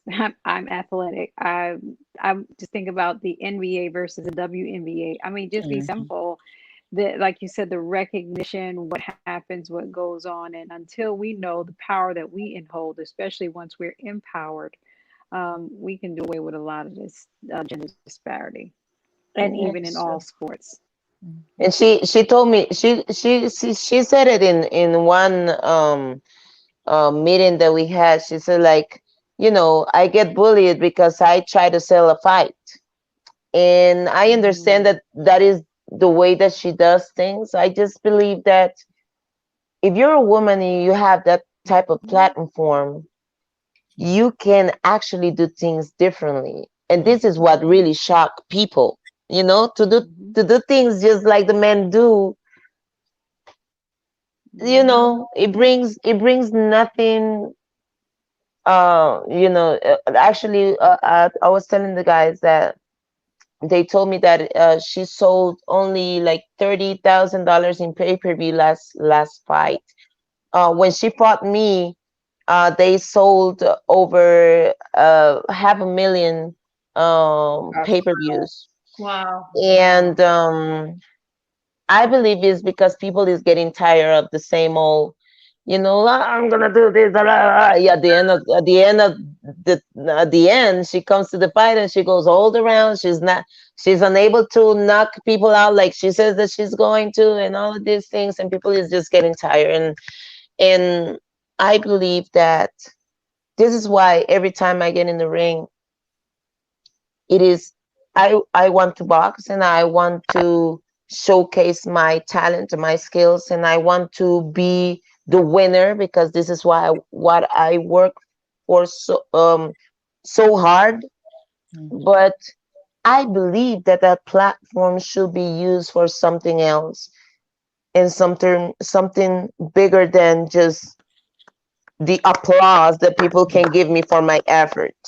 This is an opportunity that you can take to actually give the message out there that we are whole, that we are capable, that my dreams are just something that, you know, I thought someday, and I've been working so much, and I was able to touch them, and you are able to do that too.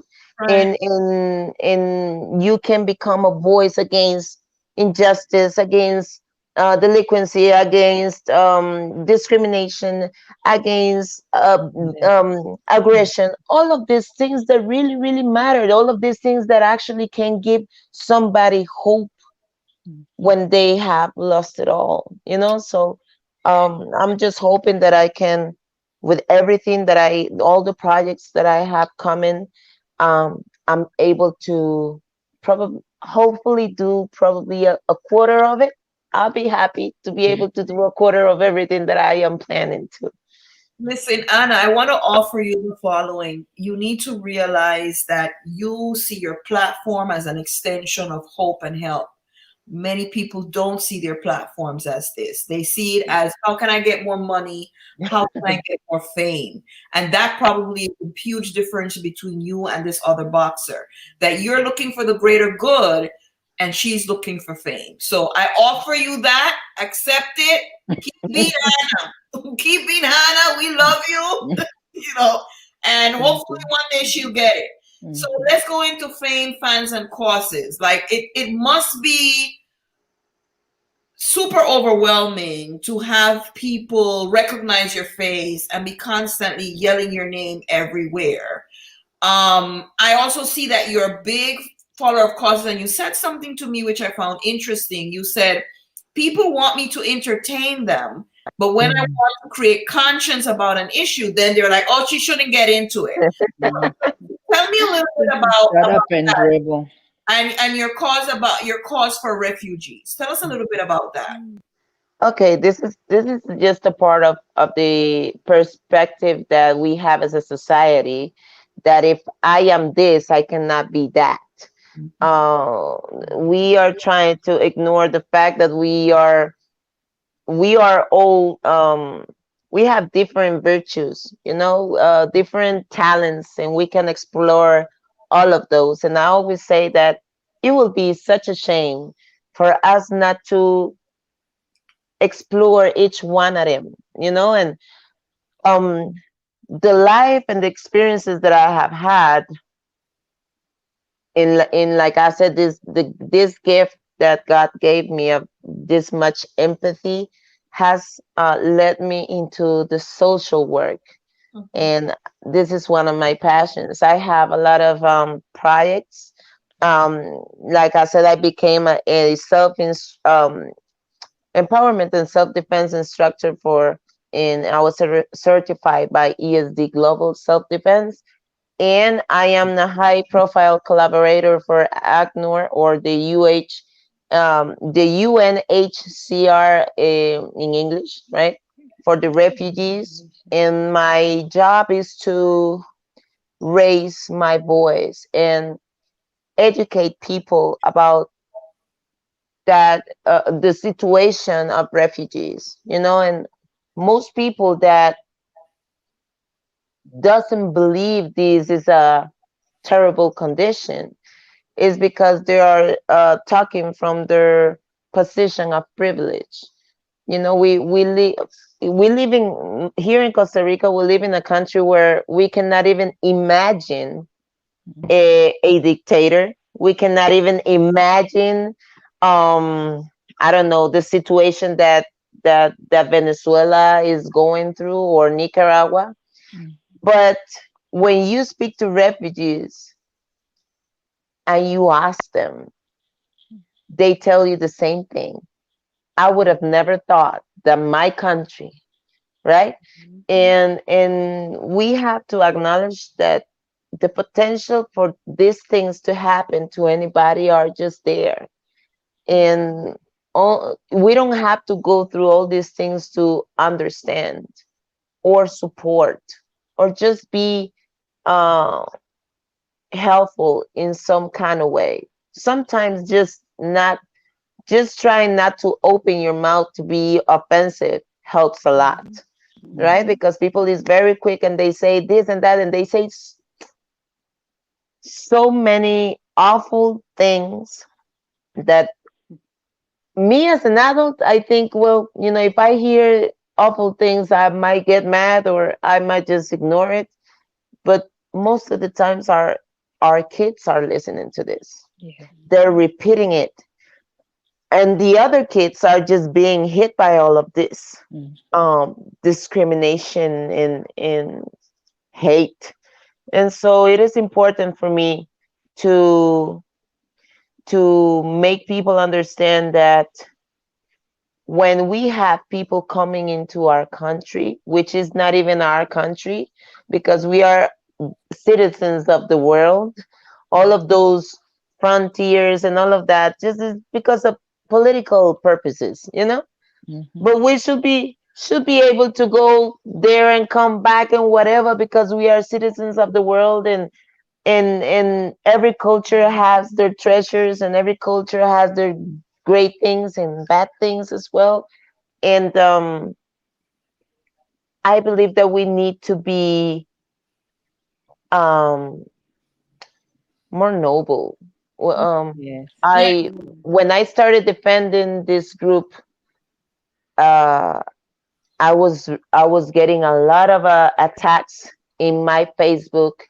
They will say very, very awful and offensive things, and they will say things that they thought they will offend me, like "Go to Nicaragua, you Nica," and this and that.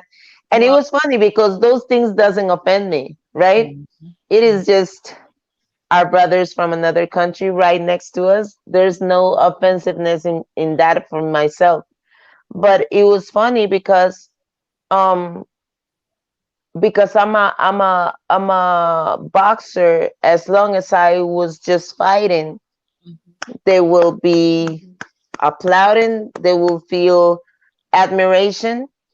But then when I will defend something that needs to be defended, they will get mad at me, and they will say that I was a public enemy.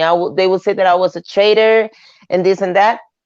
And I remember writing a message for everybody saying, my integrity does not depend on what people say or what people do, and nevertheless on what people expect from me.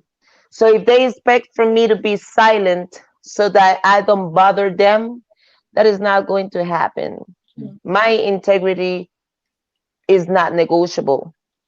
And I will always say what I have to say if I believe it is not right. And if I believe that if we bring the best of ourselves, it can change. It can change things. This is powerful, Anna, and I thank you so much for sharing and talking about fans and fame. And I love you do something. You center humanity. That's basically what Anna Gabriel does. Center humanity. We're all human, and so we need to respect each other as humans, right? I noticed that in your last fight, and I think Tricia, I shared that with you. There were a lot of people who were disappointed, I think, in feeling that the opponent was not up to your level. And instead of being concerned about why the opponent did not come prepared, they were basically attacking you because, like, oh, you're not that good because you fought with this person who, and I was like, what is going on? And when I started tracking, most of the ones were women. So I was like, how many of y'all can't even throw one punch? It was so very interesting. How do you deal with fans? And I love that little quote that you put there about your integrity. How do you deal with fans who are just downright rude, and not on social media, but maybe in your face, they're just downright rude? Well, there was something interesting in this fight. Most of the women that fight in the heavyweight division, they don't look athletic. That's the truth. But if we see men in heavyweight, most of them, they don't look athletic either. But because we are women, and we always judge on our looks a lot more than what the guys do. And even before the fight, I was telling people, you might underestimate her because of how she looked, because or because how she look, you assume something that is not truth, because she has her own credentials. She has 22 fights. Well, with me, she has 23 fights, and she has fought Eve DeCare and went to divided decision with Eve DeCare, who fought Clarissa Shields on March on the so-called historic event, right? And so for Marta to go all the way to the end of the rounds with this other champion and going to a divided decision means that Marta is not what you assume based on the looks, right? And I was telling people, well, if you want to underestimate her, that's you. I'm the fighter, and I might have the aesthetics that people say, oh, you know, she's really, really prepared. But I've been an athlete since I was 5 years old. Right. And so my body shows that. Right. And but I was the one fighting her, and I was the last one to underestimate her. My team wasn't underestimating anything from her. We knew that Mexicans are always very, very aggressive, very strong. And I was coming up to 3 divisions, to the heavyweight division, where these women are they are ¿cómo se dice? Acostumbradas. They're used to. They're used to fight men and women that are stronger, bigger, and everything. Our concern in this fight was that we had to see how my injury will behave. Right. We had to see also if I was able to deal with the strength of the women in this division. And we also had to see, sorry, I'm connecting the battery.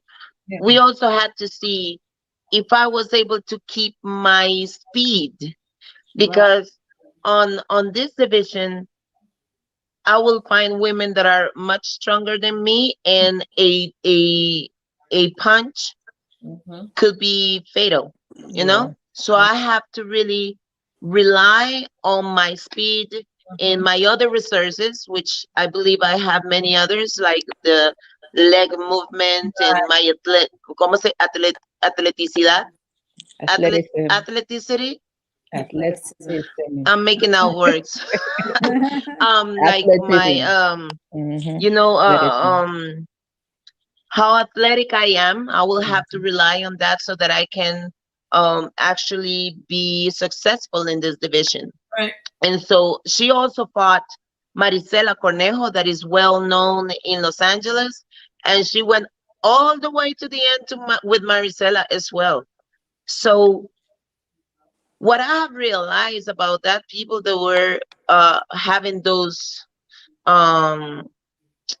opinions, are 2 things. The first one is that they are judging Marta from their perspective, because for them, she is this old lady that couldn't fight, because they see themselves like that. Wow. Marta has proved to everybody with her 23 fights that she is more capable of going and pursue her dreams than most of them. Right. You know? And she's also a mom like myself. Right. And she's younger than me. She's 33. Right. And I'm 38. So they were saying, oh, she's a viejita and all of this. And I was like, well, you know, the oldest is myself. I'm la viejita in that situation. You know? And the other thing that I realized is that for these people to have this opinion, I'm pretty sure they have had this opinion before when I fought Clarissa and when I fought my other wars, right? This fight only showed that I am ready for much more. Right. I was training for this, and I did exactly what I was supposed to do, show that I am superior and that I need to be fighting the most superior one.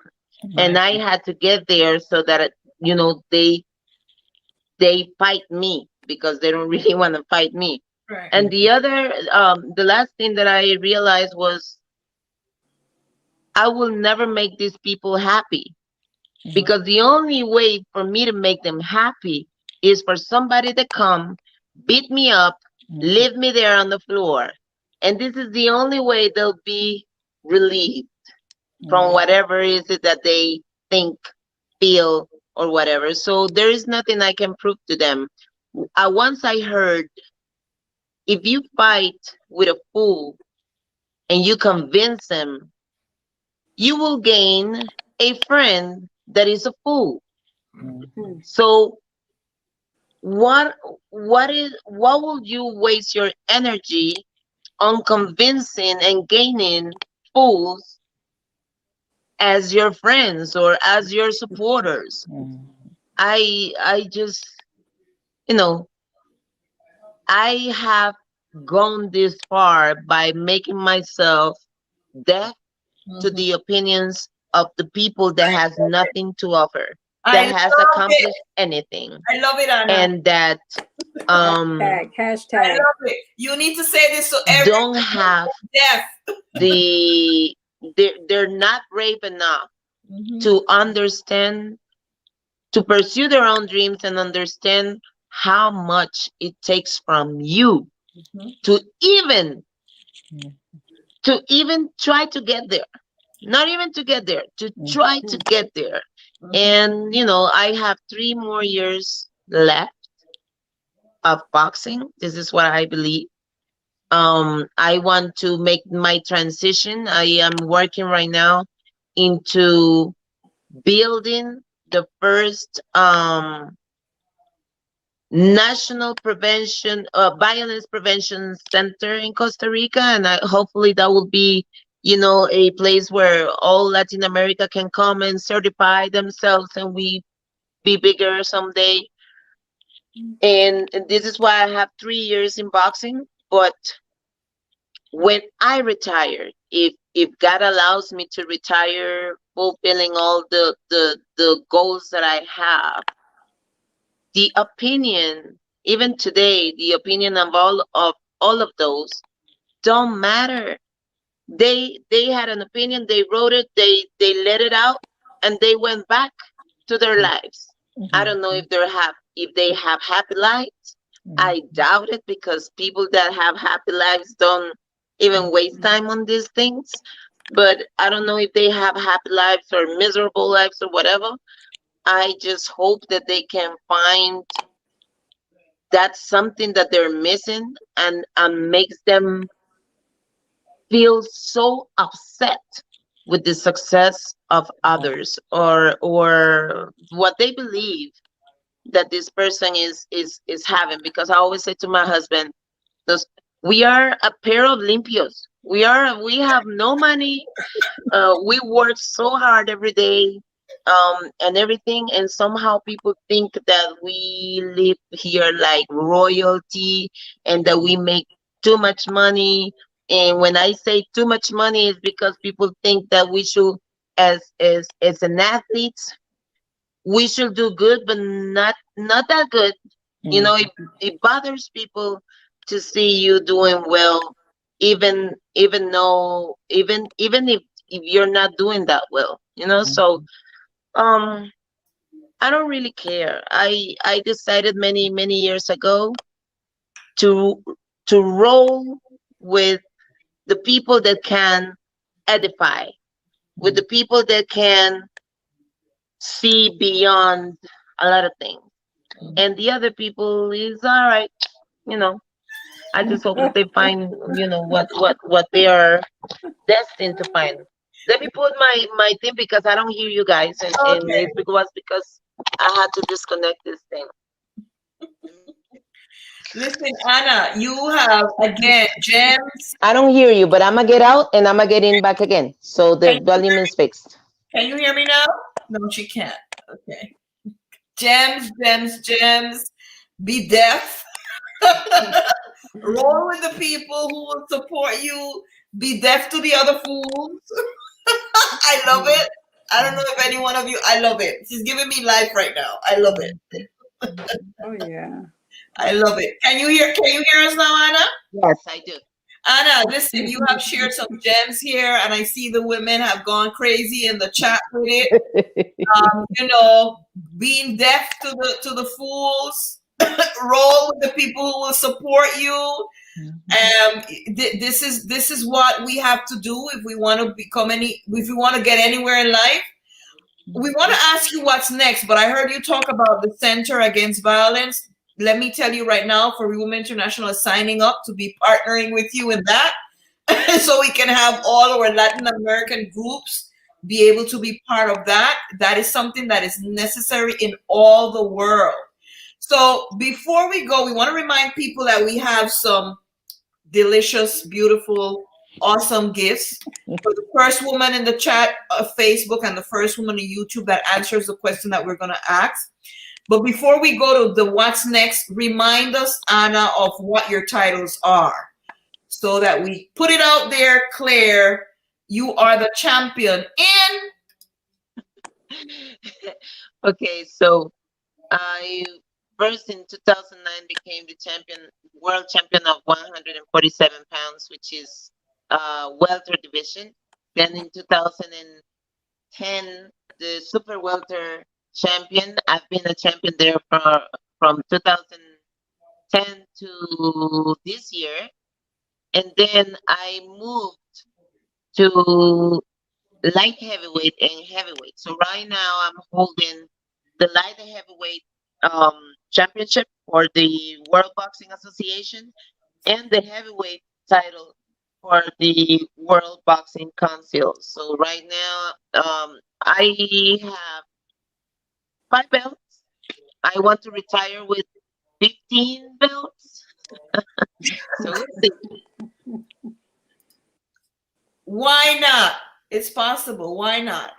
We totally support that. 15 belts, 20 if you want to, whatever it is, we'll support it. What's next for you, Anna? So you have 3 years, and in these 3 years you're going to train because you're planning to get some more belts. That's what we understand. Yes, I want to dominate the heavyweight division, unify, and then go to 168 pounds, which is I think is super middleweight, and then go to middleweight, win all the belts there, and go back to 154, and then coming back, going there until I'm done. This is in boxing. It is kind of difficult when it comes to women because the sanctioning fees and all of these things cost a lot of money, and right now I've been pressuring my promoter and my manager to get me a fight like right away because I want to get into the fighting right now. And people, television and all of these people is having like different excuses. They're like, oh, we are putting women in pause because Clarissa is going into MMA, and so it looks like all the other women depend on what she does and all of these things, because at the end we are not getting the respect or the value that we each one of us bring, so I'm just hoping that we can get that fight going very soon. And other than that, right now I'm doing a certification on trauma with ESD Global and self-defense. I'm working with my husband on a promotional party here in Costa Rica that he is handling so that we can bring the boxers, Costa Rican boxers, and put them to a platform so that people also get to know other amazing and talented people that the country has. It is not all about us, and we will retire someday, and it is not very far from now. So we want boxing to keep developing and everything. We have the project with the kids here where I live. We have 15 youngsters here working, girls and men. No, girls and boys because they're young. working and training. I also um, I'm trying to get all of these workshops for empowerment and self-defense around the country in different ways. And there's so much work to do. I'm starting to work with a university right now where I'm going to give what I call my new youth development clinic. This is my ¿cómo se dice? Mi emprendimiento. Entrepreneurship. Yes. I offer in this program fitness, self-defense, empowerment, and the motivational speaking. And I'm trying to sell this so that I can, get those tools to everybody, and so that I can also work and finance my training camps and all the other responsibilities, and hopefully help a lot of people more. So that is what is next. Really, really, really, those are my plans. What is next? Only he can say, and I'm just hoping that he gives me the opportunity for me to be able to do those things in the way that he thinks is best. Wow, Anna, listen, we are so excited for your future. Not only as a boxer, but just as a woman who is empowered and wants to serve the world. You have amazing plans. We pray that God makes every one of them happen, because you're certainly deserving of them. We're going to close out with an affirmation of you. We're going to ask Shonda and Tricia to begin, just to affirm you and thanking you for being with us today. Thank you. Well, first of all, before we do, I just wanted to say that slide before that. Did you see that nice Wakanda pose? Yeah. Yeah. Loved it. So I like to say, Champ, Hannah, it's been amazing. And we just want to thank you. And while we're sitting here, just a few words came to my mind. And it goes just a little something like this. It says, Hannah Gabriel's, what she does, she boxes well. With the power of her hand, she has crossed nations, only to become one of the greatest champions. And as you see the beauty of her looks, we're waiting, Champion, for the empowering words that you're going to put down in your book. So thank you. Oh, that is so beautiful. Thank you so much. I don't think that whenever we have a Pink Room live, I always wonder what could possibly happen that could be better. And today's Pink Room has just brought everything that For Real Women International is all about. Every single thing embodied in one person. It is not only the power in your fists and the belts, but it is you're giving God the glory for every gift He's given you, and being willing to put it all out there. Do the work. Use your platform. Use your voice to defend others. Stand up for what you believe in. Empower other women. Do the work. Everything. So thank you so much. You are always welcome. We have all been blessed. We have all grown just by spending this time with you. Thank you, Hannah. Thank you so much. Absolutely. Oh, it's my honor. Thank you so much. Absolutely, Anna.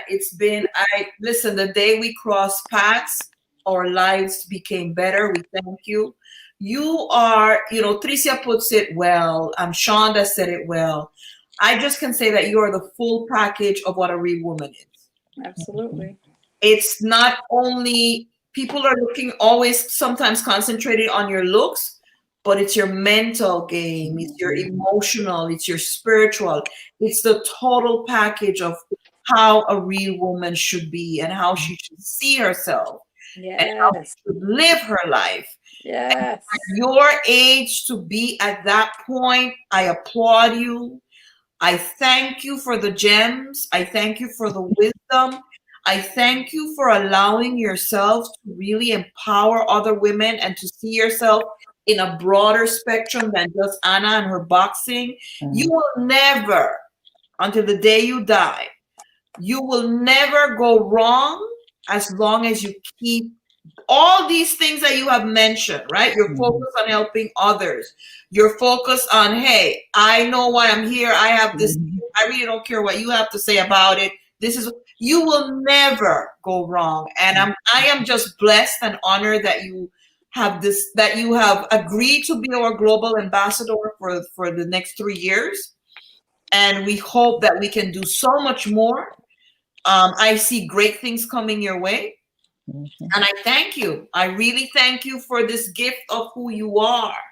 And you're a blessing to women, to young girls. Like, we can look at this years to come and still pull from it. Like, I'm going to cast it on my TV in a couple of days. I'll watch it.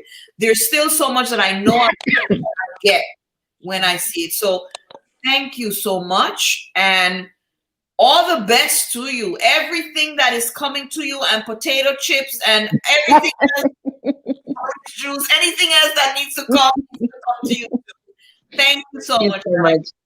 I just want to thank you all for having me, and I want to thank the women that are being a part of this movement, because all of you guys watching, all of you guys supporting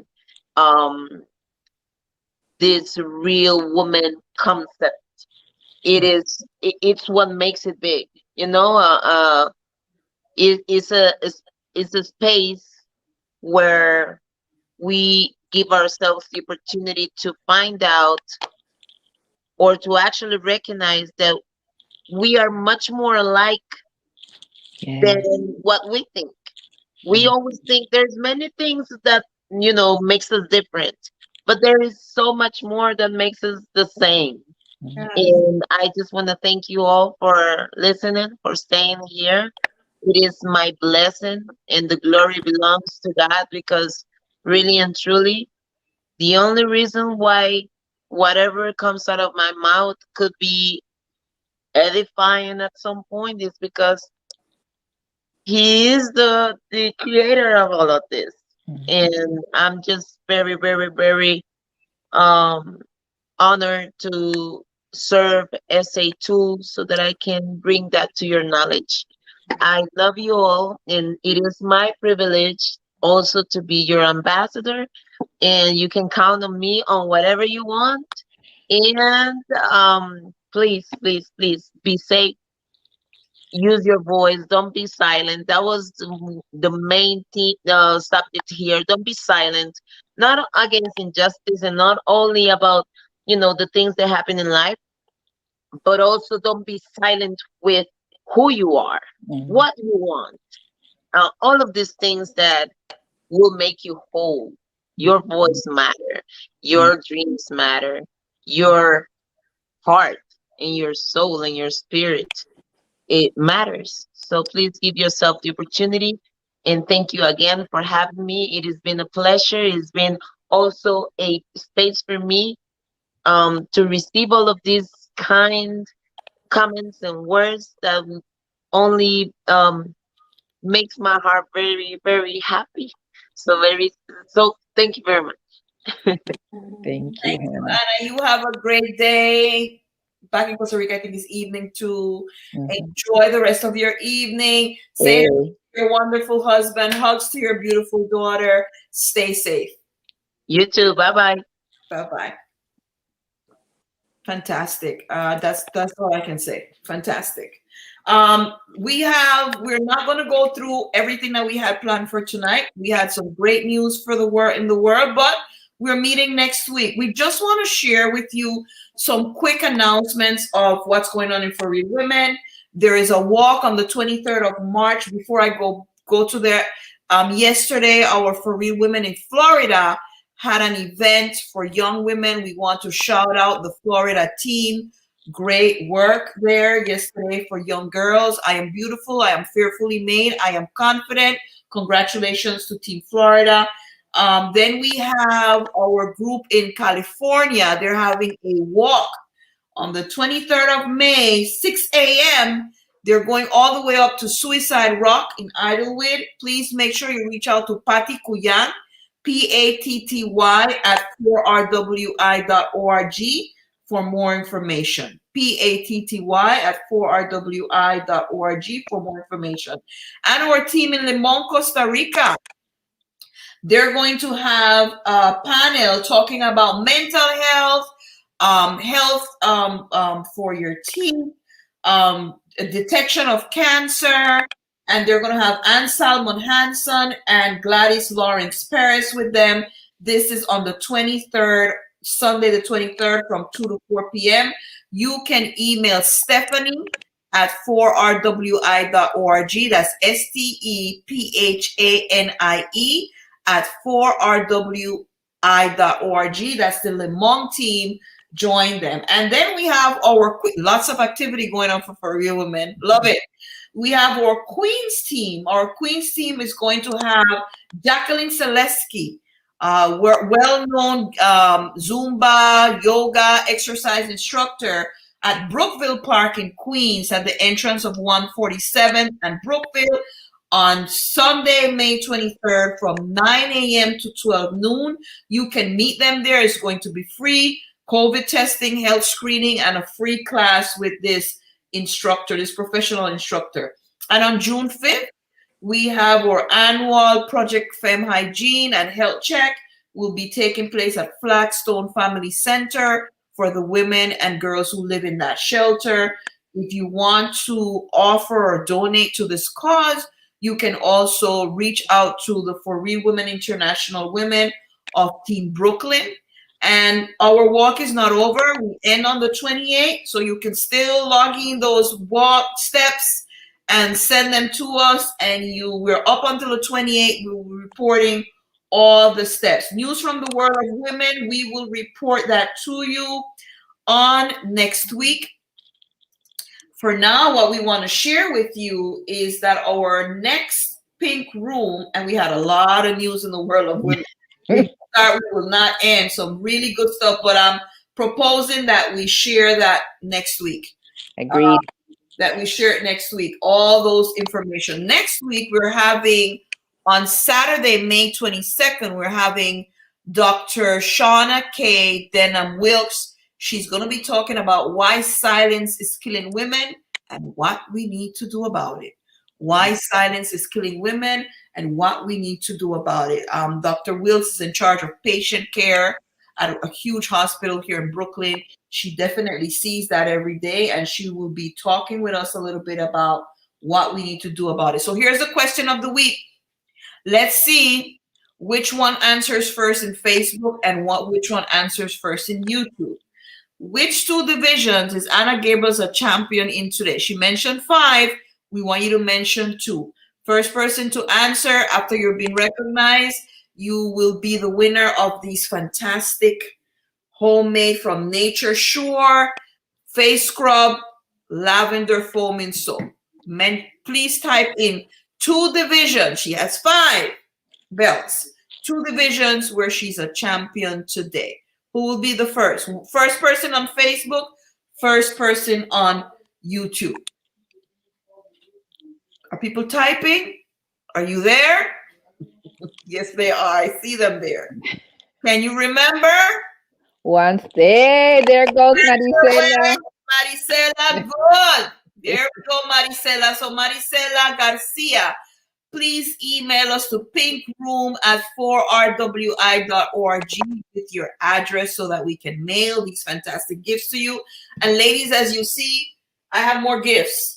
So next week, we'll also be giving out gifts. So make sure you don't miss the Pink Room, right? Beautiful stuff that you can get.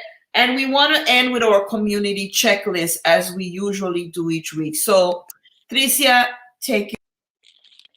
So the last time we met, my community care checklist was I am my sister's keeper. And after that, I watched the program and learned that I am not my sister's keeper. That is not the best way to take care of each other as women. It is not that I am my sister's keeper. I am my sister. I am not my sister's keeper. I am my sister.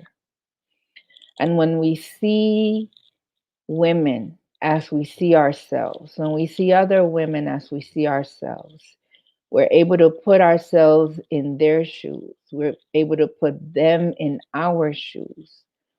It will help us to do what we have talked about today and what we have talked about in so many other times. It will help us to find what we have in common, and it will help us to find ways to communicate care for each other. I am not my sister's keeper. I am my sister. We need to be each other's sisters. We need to be the sisters that we wished we had. So that is my community care checklist for today. Oh, shoot. Very nice, Dr. T. So my community care checklist is having an outlet that's fit for a queen. A queen is a ruler, and she rules her own world. And so in doing this, ladies, you have to know that you are your own selves. You are independent. Even if you are with a partner or in a relationship, you are your own. And you are a true queen. And you need to find a space where you can let your hair down, take your wig off, peel off the eyelashes, just be you. You know, my emphasis is on self-care. It's always about radical self-care. And so you have to get the royal treatment and do it for yourself if no one will do it for you, because you are a queen. You treat yourself as such in all aspects of lives, your physical, your mental, and your spiritual.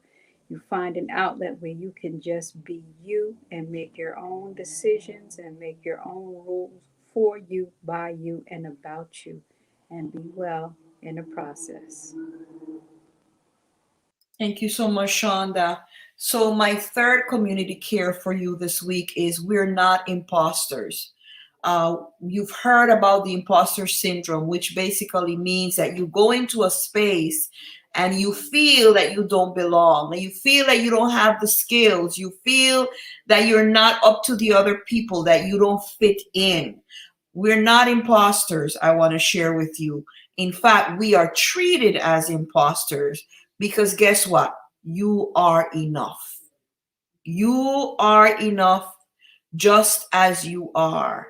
You are worthy of the space that you're in. You are worthy to be at that table like everyone else. You are worthy and you are enough. And if you need to say this to yourself every day, so that when you enter these spaces and these rooms, you might get the confidence that you need, and do so. I am worthy. I am enough. I am worthy. I am enough. And we just want to say to all of you, goodbye. It's been fantastic. We look forward to seeing you next week, Saturday. Remember, we do alternates. Next week, Saturday, we're doing silencing, why it's killing us, and what we need to do about it.